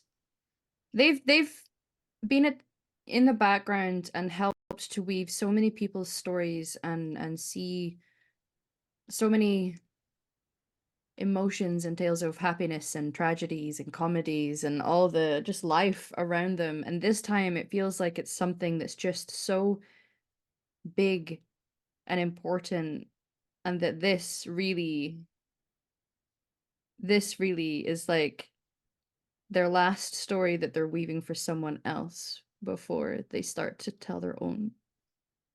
So they're going to go and try to appeal to this person's better nature and convince him that he is in control of his own story and he has the opportunity to be the goodness that this world needs and be a positive light, and he doesn't need to worry about any past involvement he's had in what's been going on or what he's had to be witness to, and that this is the right thing to do and it's his chance to be on the right side of history and actually not be Milquetoast anymore. You're gonna be main character energy soon, my friend. Gonna be brown bread. Changes the spelling of Christopher to a non-traditional spelling of Christopher. Yeah, we're It's going less full Milquetoast. KRSOS. Yeah, It's KRSTOFER. it's an F, no instead. PH. Yeah, we're going Christopher. Yeah. I need an entice roll. Yeah. That is plus heart. Okay. All right. Heart's like my weakest thing. Okay. I know. I We- know. You chose this. I'm trying to be bold, okay? Oh, that's nice. So that's a 9 because I rolled a 6 and a 4 and I get -1. So I was, because this is not a thing, I was already gonna give you a +1. oh because of yeah. it. So that I'm being very is, convincing. yeah. Yeah. They give into the desire. They're like, he's gonna kill me if I say. He definitely has the look of like, he's had the look of someone being increasingly aware I'm Yeah. about to lose and there's Yeah. nothing I can do about it, but I have to keep decorum. And he's just like, I'm just gonna gentle hands on the side of his face and be like, there's nothing he's gonna be able to do from jail. And you're gonna be the hero of the lower ring. People will be singing your name. Everything Gottlieb wanted to be. Yeah. You can do this. I believe in you. You got this. If you need me to walk up there with you, I can. I've got yeah, Trustful by Pink playing currently. just goes up. It is, in the span of the entire case, it is one of the last big nails in the coffin because depending on how well these initial rolls went would determine how much other people would be willing to testify as well. Chiminka happens to have noted, also joins the stand at a later point and notes that he's seen Gottlieb interacting with some of these previous people in the weeks leading up to it. Others have noted, like, Germina attempting to, like, bully some of the folks. Like, this whole thing comes crashing down. For the most part, Mother Zeruti is not involved in a lot of these things.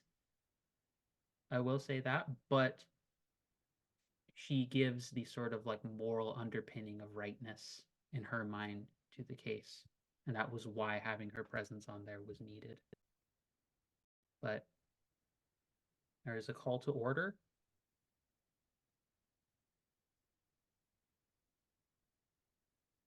Given the testimony that has been provided in this courthouse by several individuals, the documents provided, and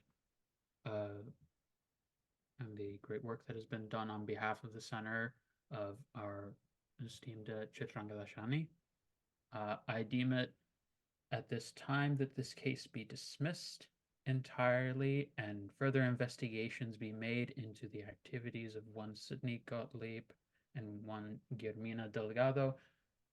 This court is now adjourned. Yeah, fist bump, ride or die, bitch. Woo! Let's go. Oh, Well done, Chitrangada Dixie. straight up picks up Daisy and kind of just like twirls them around. It's just so elated. Just so happy. Also, just with permission, I think Chitrangada in the heat but would kind of like ask if with their eyes if he could kiss her. Oh yeah, definitely. And I want to make sure that Gilmina's watching. Yes, so is Chitrangada. Daisy understands. Daisy understands. Yeah, hell yeah. There's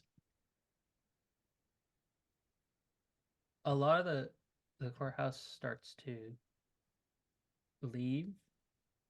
There's not too many ways. The judges left. Folks are being slowly filed out.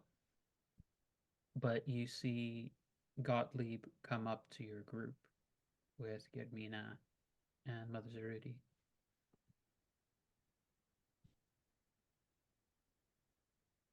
How do you think this city is going to get along without me? Perfectly well. Just fine. Even better. You don't need snakes in the grass. I've funded a lot of the things that have made this city even function. And part of the reason half of the stories that you even care about get noticed. Yeah, you're not the only person with money in the city, bro. Not the only person with the newspaper. And my chapel was full of homeless people, despite your money and what you thought you did. Kind of people don't matter.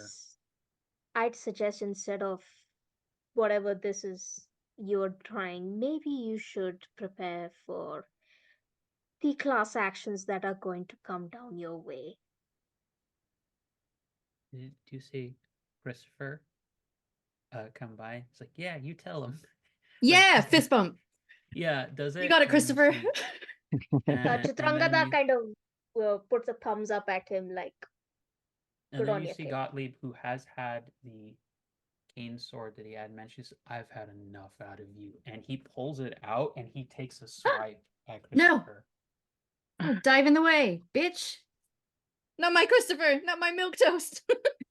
I feel like Oh. Christopher's being played by Rick Morales. Oh, don't. Now I have to protect him. Wait, Oh, I remember Rick Morales' shit.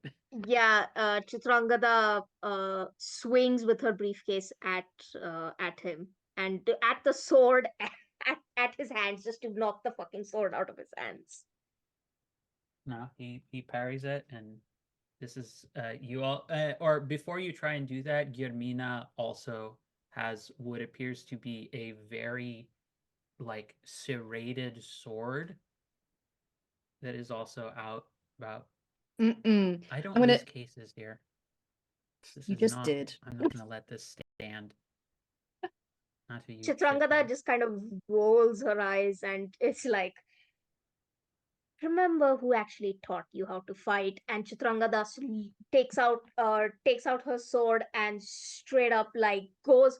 She she just goes to like and she just goes into a duel with Daisy. Can you handle this fucker, please? Yeah. We have to do Solana the full side. like the anime motion of everybody taking their swords out, having the you know the animation of full everyone. unsheath. Yeah, because like I like slink my hands to the side and like two hidden blades that actually now that in their true form, it's like opalescent glass they're made of. Oh, that's fucking Ready to sweet. go. So Yeah. that's that. Yep. Chithra, you have your It's my animation. dangerous, scary ass serrated sword that every time you describe it, I get terrified. What's Yeah. Chitra's animation?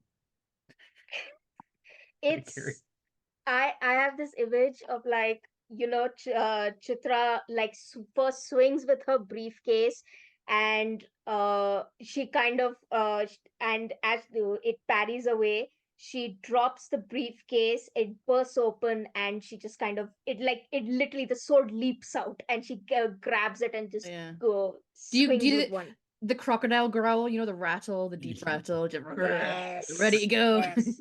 Yeah, just bared fangs and like, let's go, bitch. Also, Let's do Olivia this. and Zolana, Yep. Zarudi haven't Animations. forgotten either of you. Mm. Zarudi is just immediately going actually for Olivia. Drama. Wow. There's just a look on her face, and like she doesn't say it out loud, but you see her mouthing like one word looking at you, but her blade is going towards Olivia, and the word is blasphemer. So I'm going to draw my man's big two-handed sword on my back. And I'm gonna Kind of pull out the gut sword. Yeah. bring it forward. Her muscles kind of like, stretch the tunic that she's wearing. And there's like a burst of white angel wings behind her that just sort of flicker away as I'm going to jump to defend Olivia. That's hot. I'm just stating that as a tried and true paladin lover, that is the most sexy thing in the world. Celestial paladins are the best. You have 3 combatants in this situation, folks. This pretty much is just whoever's dealing with whomever. Like, you have your initial like dueling partners, but if you want to help out each other, what have you, this is just a moment of like, this is a courthouse brawl right now. Yes. Because you are noticing that as you turn to look at the doors, someone has closed the doors. Yes. This Fight is scene. A brawl. Yeah, this is essentially. We've got into like platform game and we've all got This things is a we're straight jumping up on top. brawl. Hell yeah. That, again, even though it's a straight up brawl, you don't have to just keep using fight. If you can think of other ways that other moves allow you to maybe get an edge into this, I am also treating that as going towards. There's no real boss health in the system. It's just more like convincing them to stop. Gottlieb probably not going to stop. I know I would like to move to attack him, but it says that I can try to my truths of heart and blade, the I see through you. I would like to, if I can, figure out a person during physical conflict, because I have additional questions that I can ask. Same. Yes. Because I'm wanting to look for weaknesses. Okay, yes. What do I roll for figure out a person? I'm sorry. Figure out a person is wit, so that's the first one. Wit. Okay. Okay.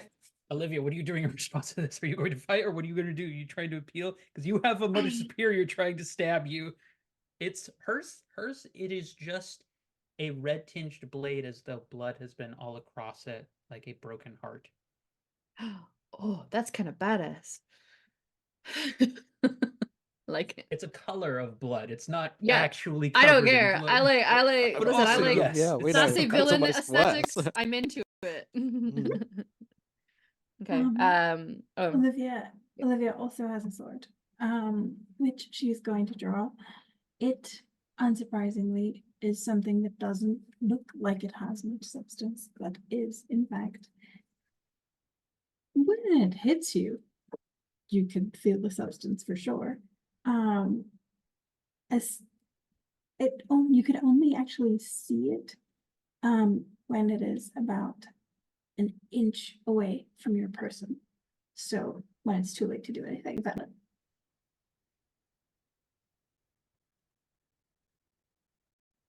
As a reminder, folks, fight moves they are expanded fight moves if there's something more in particular. And a list of the handouts that I gave you all for linked materials. Maneuvers can include things like lunging, riposte, scrap, and feint to try and get out specific things. They all accomplish doing either a maneuver or inflicting a condition. It's just if you want a little bit more flavor to what you're doing.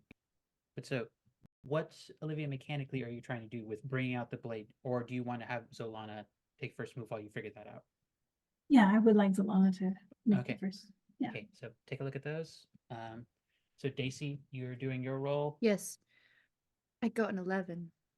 Oh Jesus, 11. On figure out a person. Okay, Yeah, now we're later in the scene. So you have 2 questions. So what are the questions you want to ask? so one of them is one of the questions from my I See Through You, which is what are you most afraid of right now? This is to Gottlieb. Yes. And then Okay. I also want to, I am not sure of the wording that really hits what I need, but I want to know where his weak spots are because I know he was injured before and I want to hit his weak spots. Yes. Okay. So yeah, I'm gonna answer Daisy's and then I will get to you, Chitra, Mhm. and then Solana. Daisy. He is genuinely terrified about the idea that he is not going to be in control of his own story anymore. That he has had nothing but control of how everyone sees the stories. Him, the lower ring, the middle and upper rings, all of how the stories that have been presented about the lower ring, about the refugees, about all of it has been within his control. And now with the possibility of like the claims coming and the law of action lawsuits coming against him, it is going to be the definition of no one will believe you. He is afraid of having inflicted on him the very thing he has been enabling, which is ensuring that people don't give a shit about anyone that he doesn't say they can care about. That is his biggest fear right now. While he has had some time to recover, his actual sword arm, you can tell he's trying to hide it very well, but his sword arm, the wound that he allowed to be inflicted on him, is still troubling him. So if you can like get under that and get to like roughly around here, you regardless if it's an actual stab or anything, just like get a shove in there or do something to make him overextend there. Yeah. His sword arm actually isn't his strongest. He's grinning, he's pushing through it, but he's definitely hurting. So that's the information you have. Noted. Chitra? I also want to do figure out a person during physical conflict.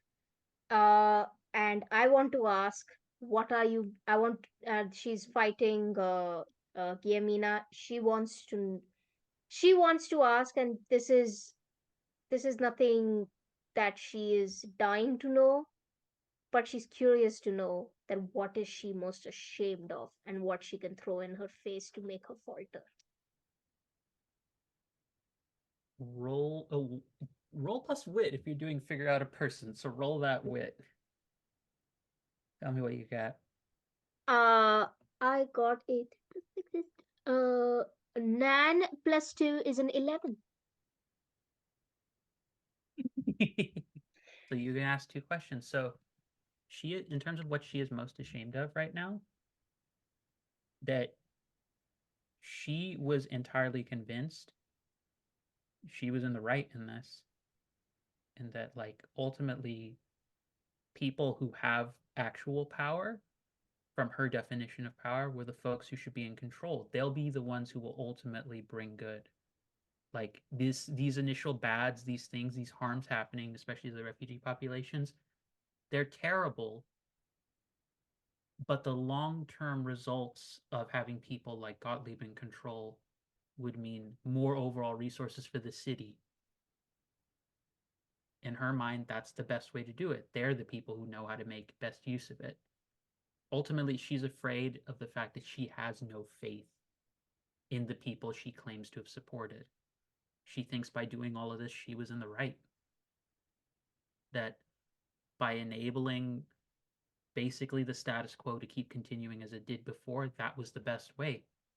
That she could assimilate herself into that web and be morally clean.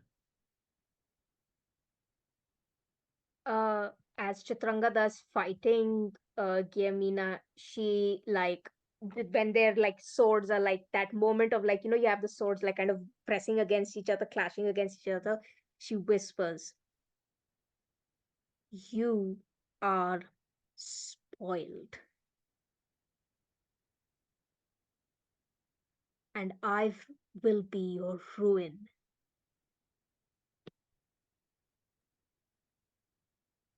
Ow, fuck, that hurt me. Jesus.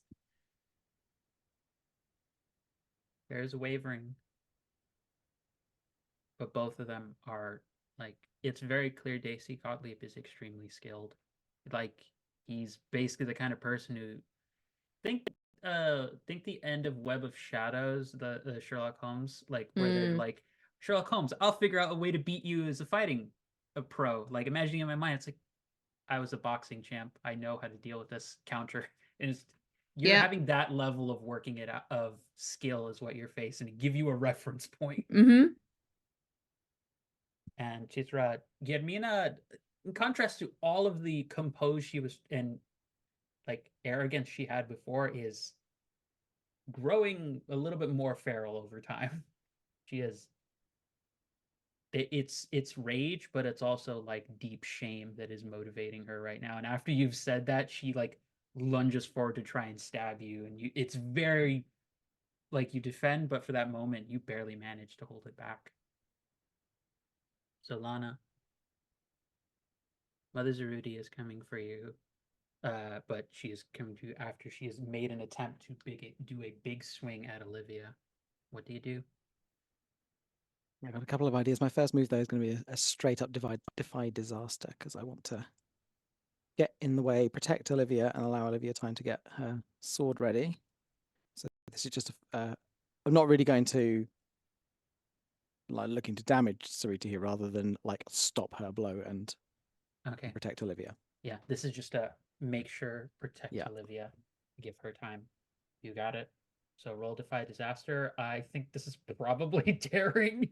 Daring, that's my plus endurance 3. or courage. So that's 10. 10. Jesus, plus 3 to daring now. You do it with style at the GM's discretion. You may also learn new information, discover a new opportunity, or gain a string on Mother Zarudi, I would say. So what do you choose? I would like to gain an opportunity. What I do is that as I come in, I sort of like block her sword. I'm sort of bigger and stronger, and I push her back. And I'll look into her eyes and I'll say, Olivia saw Sophia. I think we know who the blasphemer is here. And I want to kind of spin her around like so she's wrong-footed, just as Olivia has her sword ready. So I want to take the opportunity of giving Olivia advantage against us. Okay. So Olivia, whatever you choose to do, I'm going to give you a situational +2 to your roll, whatever it's going to be, because Zolana has given you that opportunity. So what do you choose to do? So I want to use one of the expanded fight moves. I want to scrap. Scrap. Which is when you cry out and let loose an unreserved attack with intent to defeat someone. And I would like to do so with in combination with playbook move, which is Toy Soldier, which is when you fight for someone else, roll with heart instead of daring. And on a 7+, they choose one of your options from the fight list. Excellent. I love this. So roll that. So you have a +2 to this because of Zolana helping you automatically, and you're rolling plus heart, I think you said. So roll that. With heart and with the +2, it is 13. Jesus.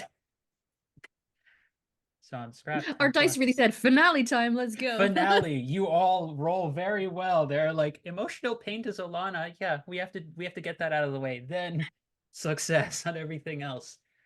Take a string on Zarudi, mark a condition, and choose 2 maneuvers. So you will get a condition as she basically her retaliating against you is going to give you a maneuver, is going to give you a condition Um, I'm gonna say. Oh no, may I use fanatical self-sacrifice at this point and take her condition for myself during this fight? you can. Okay. You are taking that condition because she immediately retaliates and is about to like cleave back down after you get a good strike into her, and Zolana gets in the way of it and stops it. You have angry now, Zolana, which I feel is appropriate given the situation. But Olivia, you pick two maneuvers. So through violence or cutting words, inflict a condition, create an opportunity for an ally through prowess or distraction, take an object from the opponent, or seize a superior position, or flirt with or provoke your opponent. I don't think you're flirting with her. Well, As much as I'm ever not flirting with anyone, so the uniform. I would like to create an opportunity for an ally, that is Alana through, I'm going to say distraction, and I will attempt to take an object from my opponent, or seize a superior position. So I'm going to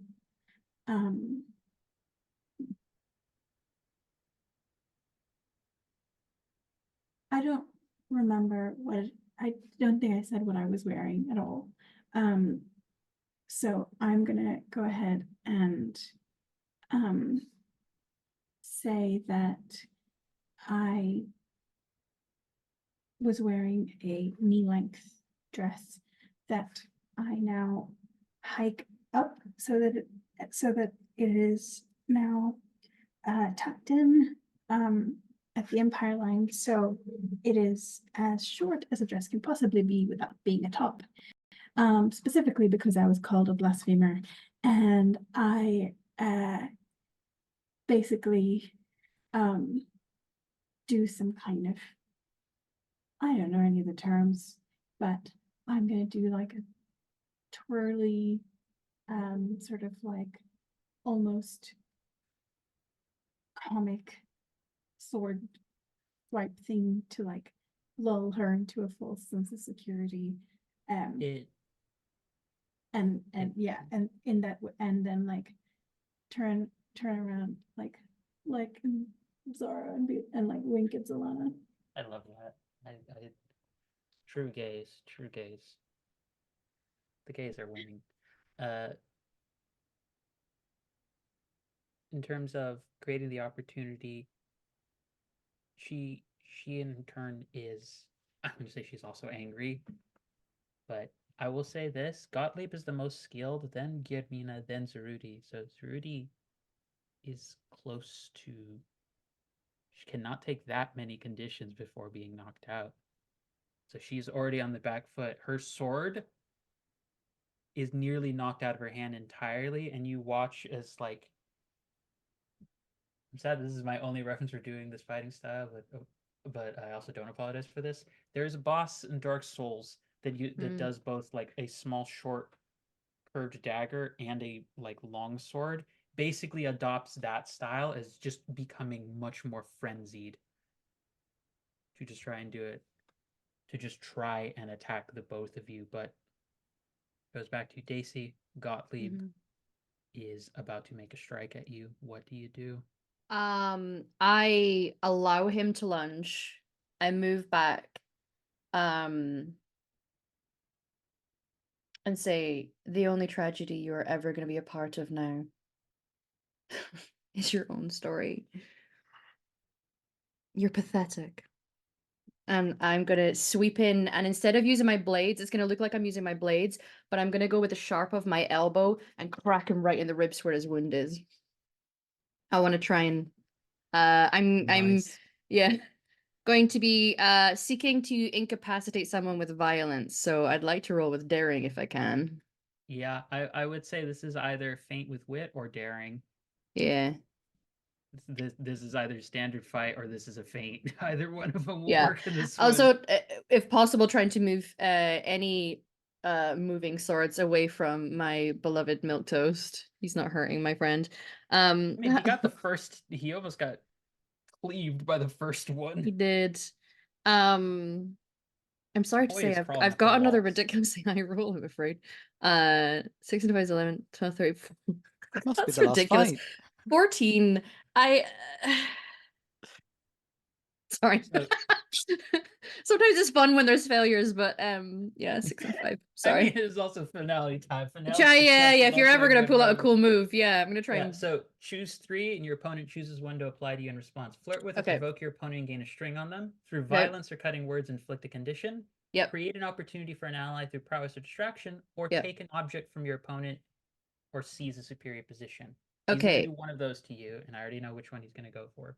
Okay. I plan on I am gonna try and because it was his sword arm that is being affected, I want to essentially disarm him.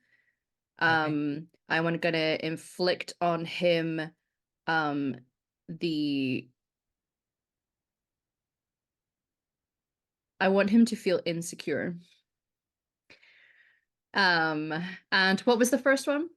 The first one was flirt with or provoke your opponent and gain a string on them, Okay, and which second? you could use Yeah. to boost a roll against him in the future.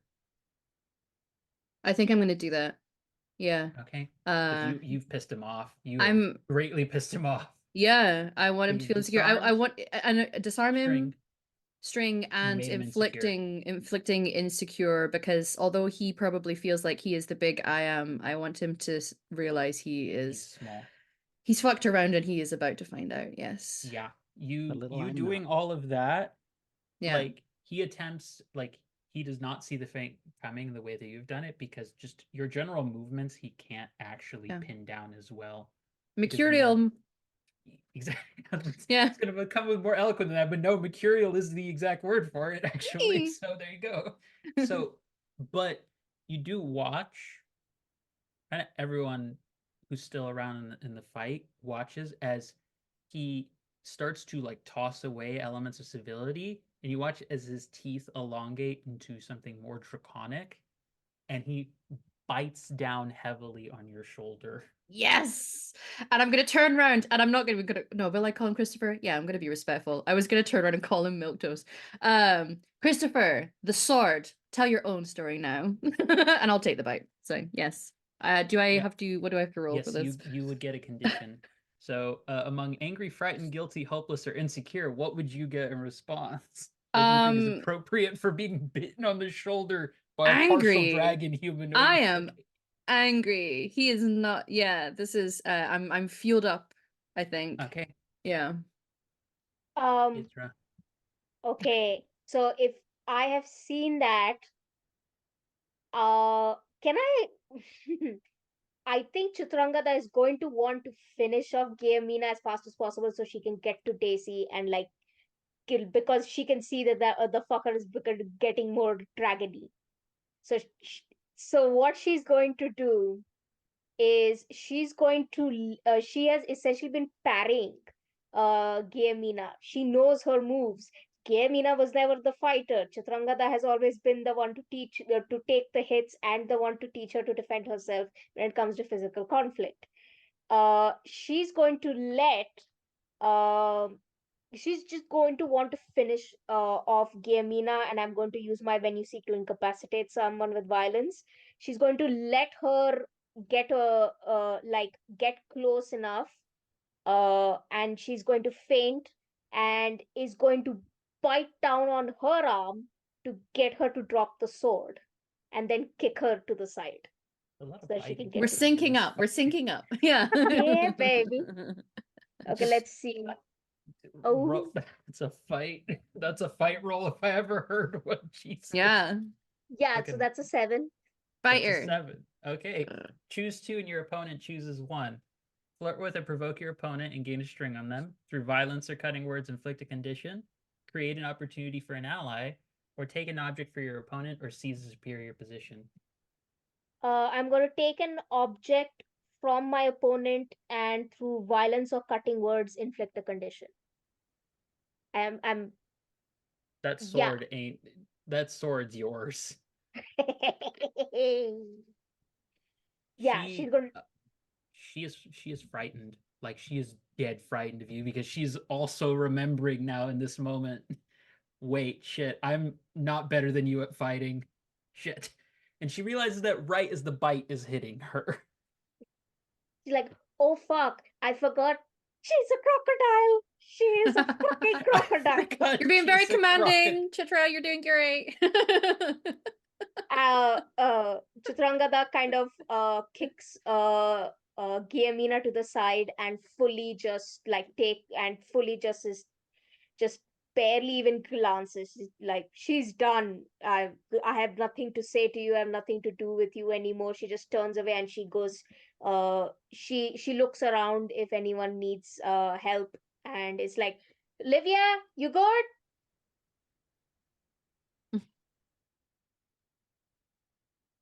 I'm gonna say that's actually where it that's where her response is gonna do. She is not a fighter, but she is strong enough to pick you up, Chitra. Olivia, as you get that call, you turn around and you see a crocodile being thrown right at you. Fast little special. Turns around and goes, ah, and like Oh, oh, falls down. oh. Olivia has the wind knocked out of her, and it's just like, I'm so sorry. This is not how I imagine Oh, throwing themselves at me today. Oh my god. you good? Sorry, I'm so sorry. You good? Do you need any help? Maybe go back to the stabby with the Cool. the Congrats evil on the relationship. lady. Sorry, I forgot to tell you. Congrats.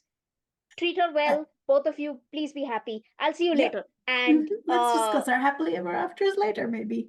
Yeah. Stabby. Continue. Yeah, Chitrangada is going to whole ass heave a chair at Giamina now. She just does not care. She just Oh, this is like, women of if this- WWE now. this bitch is not Basically, this bitch is not going down. If I have to crack her skull, I will do it. She's bleeding and she whole ass through me. I'm going to now straight up, okay, I'm just going to straight up knock her unconscious okay, we're now. going this route now. Is basically where Chitra's at.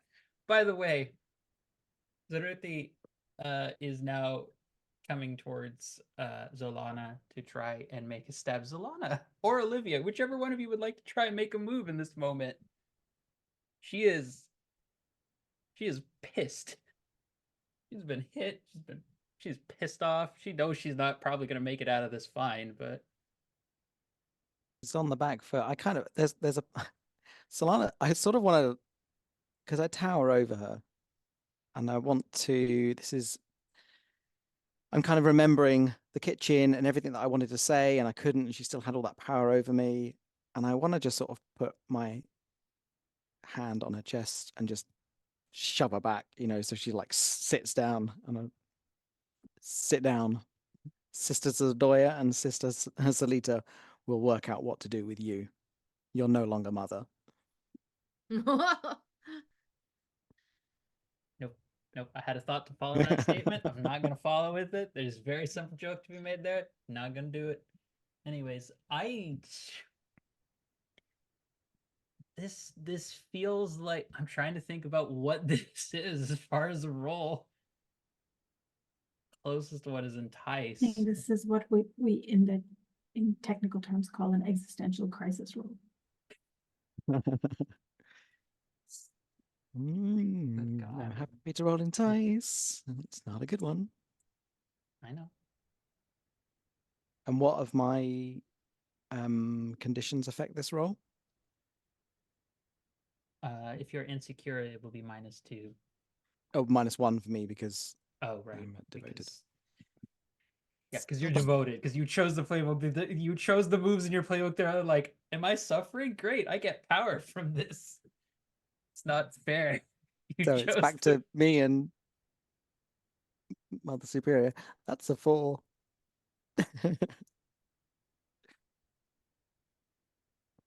Okay. The good rolls are out. I mean, I'm lining conditions up on the bar like shots right now, so How many conditions do you have? 3. Okay. But I have a move for them. You're taking one more. I think the only one you don't have right now is guilty. Everything else you have right now. I think there's 5, isn't there? There's 1 I haven't got. Yeah. No, I'm saying guilty Oh, is the I only one that see. you don't Okay, have. yeah. You don't have. Yeah. So I will say Olivia. Well, actually, to anyone who's paying attention to Zolana is looking rough, like extremely bad. Like Zolana tries to push her down, and there's immediately like she just like knocks your hand away and like pushes the dagger into your shoulder, like deep. I kind of gasp and stagger back. The pain. And like you just hear her utter in like your ear, like whisper in your ear, "You don't deserve her love." Okay. Talking about Sophia, because you don't deserve hers. Mm. Olivia, it's your go. Your go on this. You just had a crocodile thrown at you. Your more than friend has just been stabbed severely in the shoulder and looks incredibly rough. And I probably saw, if not heard, the thing that was said to Zolana, then I probably saw the cruelty of the expression, well, whatever was being said, and just sort of picked up on the fact that it was probably not very nice. So, Olivia is going to stand up, or was already standing, stomp her feet, and sort of get closer to Zolana, and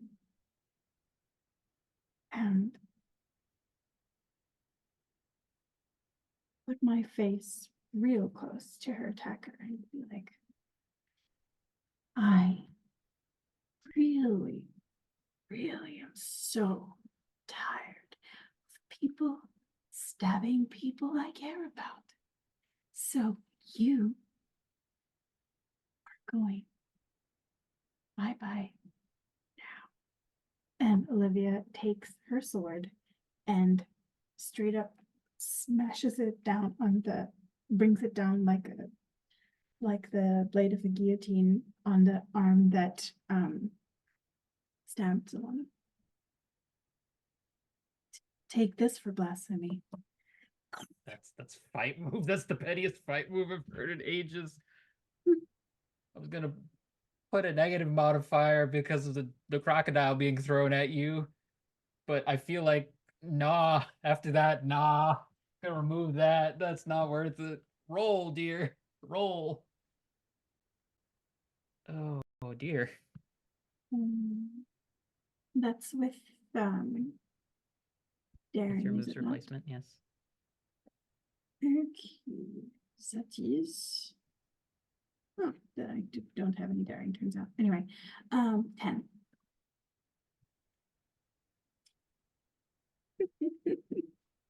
And that was on fight. It was on fight move.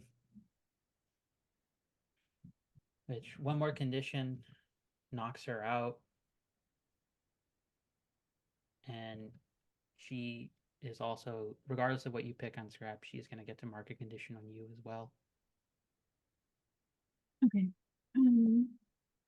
So she comes in with her other, like pulls it out of Zolana and like tries to make one more attempt to attack you as her last move before she collapses. Okay, I was gonna pick lunge if that made any. Lunge. Okay. So, Lunge. inflict Yeah. a condition, mark a condition, choose 2 maneuvers. Yeah. So you would marking. Yeah. So marking. So yeah. Yeah, damn, that knocks her out, and you would get a condition in return. But she's knocked out. Like this is her. You getting the condition is her last attempt to do something, and then she's knocked out. Okay. For my maneuvers,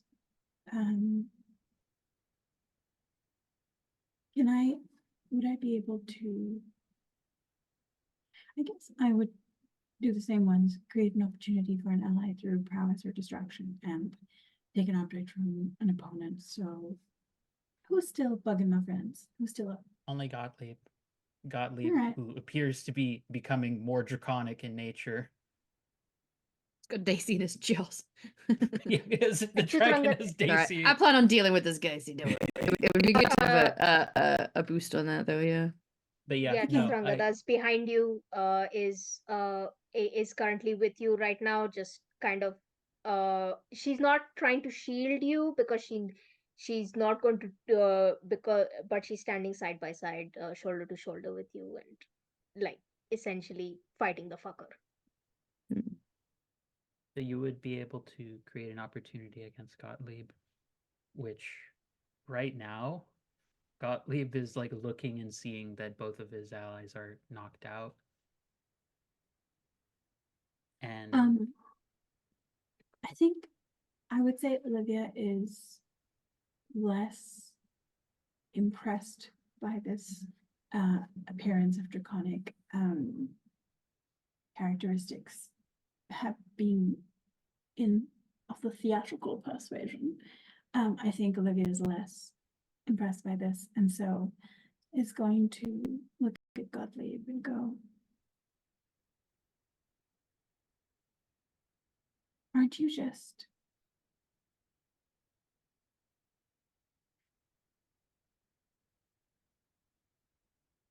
are you feeling how small you are right now? Are you realizing that you are nothing without this community, humoring you as it has been, but no longer? Gottlieb,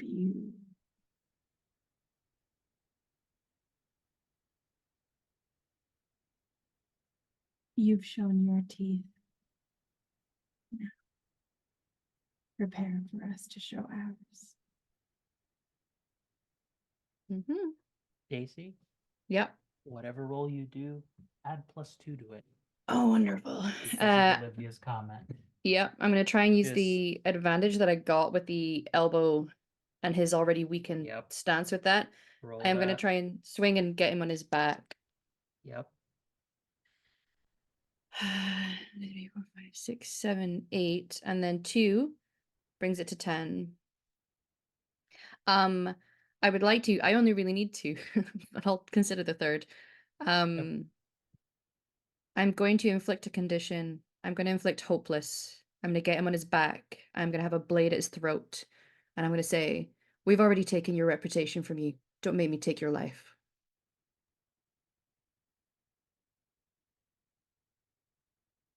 He, And I have a superior position, I would say. I would say yes. Yeah. He, there's another reason for why you have a superior position as well. He spits out blood at you, Mm. and for a moment it looks as though there is a heat that is gathering in his mouth, like he's about to breathe something on you. And then you see one foot on one hand, like just crunch down hard on it, and you see another foot on the other hand crunch down hard on it. And you see a familiar yellow-clothed, yellow-suited individual whose foot is resting on one hand, and you see a woman in a very nice dress and top that looks as though it's been made of parchment and the writings and words of many. I think that's enough out of you. And it's like, your defilement has been amusing, Gottlieb, but not quite what I want for my city. Your city? It's like, we'll figure that out later, dear. Hi, by the way. Just the avatars of 2 of the group's deities are there. The fight is concluded, and you turn to see that Zolana, you are fucked up. You're very fucked up from all of this. But you see, there is like a banging on the doors that has been growing that you did not realize. Bursts open, and you see in a full set of like plate mail with a helmet and visor covering it down, but lifts the visor up to look down at you, Zolana, and only you notice that the individual is very familiar to you as your goddess looks down to you. She says, "Oh dear, this will take a bit. We'll resolve this, everybody. We'll make sure the situation is sorted out and you're all safely away from here in time." I'll step away from him, but like make a point of stepping over his chest. Just a good crunch on it. I'm gonna lean in, probably lean down because I see her as a bit of a petite, my goddess, at the moment. And I'm gonna kiss her cheek. Oh, well, thank you. I always wondered what that was like for that part of the story. Thank you. Of course, my dear. You're not the first, but you're always still special to me. Believe me, Chitra's I'm well aware of my worth.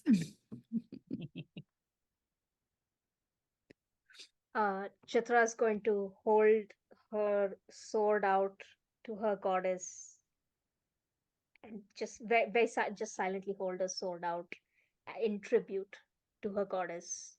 And she kind of gestures at Giamina over to the side, completely knocked unconscious. He's knocked out the fuck out over in the corner, and there is a crowd of people who are like, "What happened? What is this mess? What is going on?" But for now, those details are to be sorted out later. Recovery is had. The center ultimately is cleared of any wrongdoing, and many of the individuals who were associated with it are left without any follow-up. There are, given the extenuating circumstances that were compelling many of them to be involved in these acts, there were things that needed to be dealt with in that, punishments to be dealt out, but none of them were anywhere near the severity that Gottlieb or anyone else like him wanted. And as for Gottlieb, ruined in every sense of the word, and there is much about the center that changes and expands, but the core of it that remains is that the story that ends up being told of the 4 individuals who ensured that it was able to continue is clothed in romance, a bit of chaos, some judicial fuckery, a fair bit of swordplay, and also the guiding hope that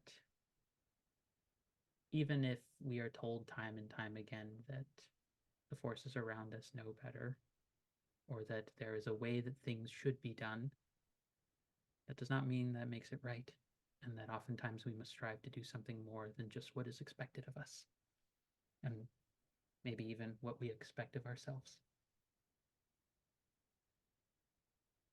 Thank you, everybody, for tuning in to the final session and the whole of our series of the Severed City here, our Thirsty Sword Lesbians campaign. This has been a fantastic story and sets of messes and emotional moments to be witness to and to help facilitate. And I'm sad that this will not get to continue anymore, but as is always the case with my players, I love you all very deeply. And for the last time, we'll each do our outros, speak of one thing that you are involved with, and try not to break any NDAs, looking at Abby. Not actually, but thank you, everybody, for your presence. I am, as ever, always blessed, like many GMs are, to have the privilege to work with such fantastic people. So my name is Angela Lemos Montrevejo. I use she, her pronouns. And you can find me soon, as it was just announced as of today's recording, over on Girls Run These World, running a Numenera game in another world I created, the second world I ever created, called Erevan, a world of floating islands and Horizon Zero Dawn-esque mechanical mounts. So feel free to pay attention to that on various social media sites for where we're putting some promos out. Apply, folks, and I just want to keep telling great stories like this with y'all. So speaking of stories, to our own acolyte of the Lady of Stories, Elspeth Hamalu. Hi everyone, it's me, Emma Hamalu on the internet. I brought to you Daisy, who got to tell their story. I can be found on Saturdays at Valdrian's channel running a Mass Effect game. So anyone who loves the Mass Effect games or just, being a bit silly in space, do come join us.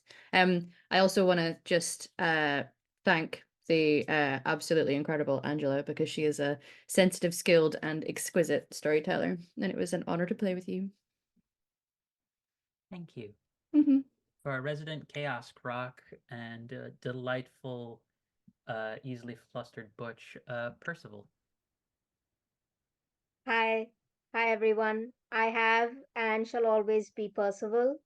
Um, I have been your resident friendly croc lawyer with emotional issues that actually we've come so far with that, and this has been such an amazing campaign to play with, and I am always flattered and honored that Angela did choose me for this, as I am always at every DM who chooses my form of forgetful chaos to just come in and just do all the I'll take that. I'll take that. That's not a problem. I will take that. And I've met so many lovely people here. And I hope to continue seeing you guys play. Especially Porna. I know that you have so many new projects coming that you're working on, and I'm really looking forward to hopefully getting to play some of these in different campaigns. I recently, well, not to break any NDAs, but a couple of my campaigns have gotten pushed far back for many reasons, timing and schedule. But one thing recently that I'm quite proud of now that it has concluded was I was part of a LGBTQ screenwriters lab that was sponsored and run by Queer Muslim Project and Netflix, and I recently finished with it. Submitted my script, my logline, and my synopsis is out there. It's it's with it's with the Netflix people, and I'm going this week to essentially go see that and have some fun, get to meet some amazing Indian gay friends of mine. So I'm really looking forward to that. I'm also going to be moving soon, so there's a lot of stuff happening in the next 2 weeks. But on the TTRPG thing, I am super free. So I'm just putting my open call out there. I will be signing up to quite a lot of stuff from next week. I really hope I get to play with any of you guys. I hope I see any of you guys, and I hope I get to see whoever's in the audience. This has been amazing. I hope I get to play this game again. Thank you so much, Angela, for being such an amazing game master, and for giving me my first journey into a game I had always wanted to play, and for putting up with my chaos and all my ridiculous decisions and all my bitiness. To our the Radiant Angel and phenomenal player of the Devoted, easily one of the best of that archetype I've gotten to see. Just knows exactly what that archetype needs to Sakaya. Thank you, Angela. I am Sakaya. I use she, her pronouns. You can find me on Blue Sky, pretty much exclusively currently. And that's sakaya.bluesky.social. Late March, Hamalu and I have a stream and podcast project coming out, which we're very excited about. Podcasting a liminal game set in 1976 in North Wales, sort of a dark horror story, and our stream is going to be Dragon Age. So we are very excited about that. Last but not least, she who holds my heart on all occasions of the TTRPG sphere, because I just have to keep complimenting her because she has that reaction every single time. Porna. Hi everyone, I'm Una. I have played Olivia Mayhem, which I feel is an apt name for the character. It's been really I haven't been part of a Thirsty Sword Lesbians mini series before, and that was really special. Also because it allows so much more time to really get messy, which was not true of the one shots that I have done as this game before. Angela was a lovely game master, and I'm not just saying this because I received about a year's worth of external validation from but yeah, in terms of TTRPG projects, there are a bunch of things that are coming out. Recently, Weave Games, of which I am one half, released Love is on the Cards, where you get to craft and tell your own version of a holiday rom-com. A few extensions of that will be out in the next couple of months, and a whole bunch of actual plays of that will be out in the next 2-3 months, in which you might spot a familiar face, dare I say. And also, there's a bunch of cool things that are going to be announced in the next few days, and I will let the people who are super excited about being the first people to tweet about it do that before unnecessarily saying things. But yeah, 2024 is going to be great, I hope, for everyone, not just present company. Thank you to Horde of Tales for having us, and thank you, Angela, for crafting a story that let us be chaotic goblins. Thank you everyone for your time. We wish you well, and whether you were here for just a half hour, for several sessions, for one session, or all of it, we thank you for everything, and we hope that whatever burdens and difficulties you have in telling your own story, that you know that there are places where you can find a way to tell your story. And this streaming channel has, without a doubt, because I can see our producer and art view of it is hearing me very clearly. I love her for having taken the time to do so much on production and everything else to promo us, and just being wonderful. And thank you to Horde of Tales for letting me be here for 2 stories ongoing with here and with Fabula Ultima that happened. Thank you so much, everyone, and may your story lead you to places strange, bewildering, perhaps sometimes a little unsettling, but always more and more towards finding the part of you that you didn't realize wanted to be loved and wanted to find growth when you least expected that you needed it. Take care, everybody. See you soon.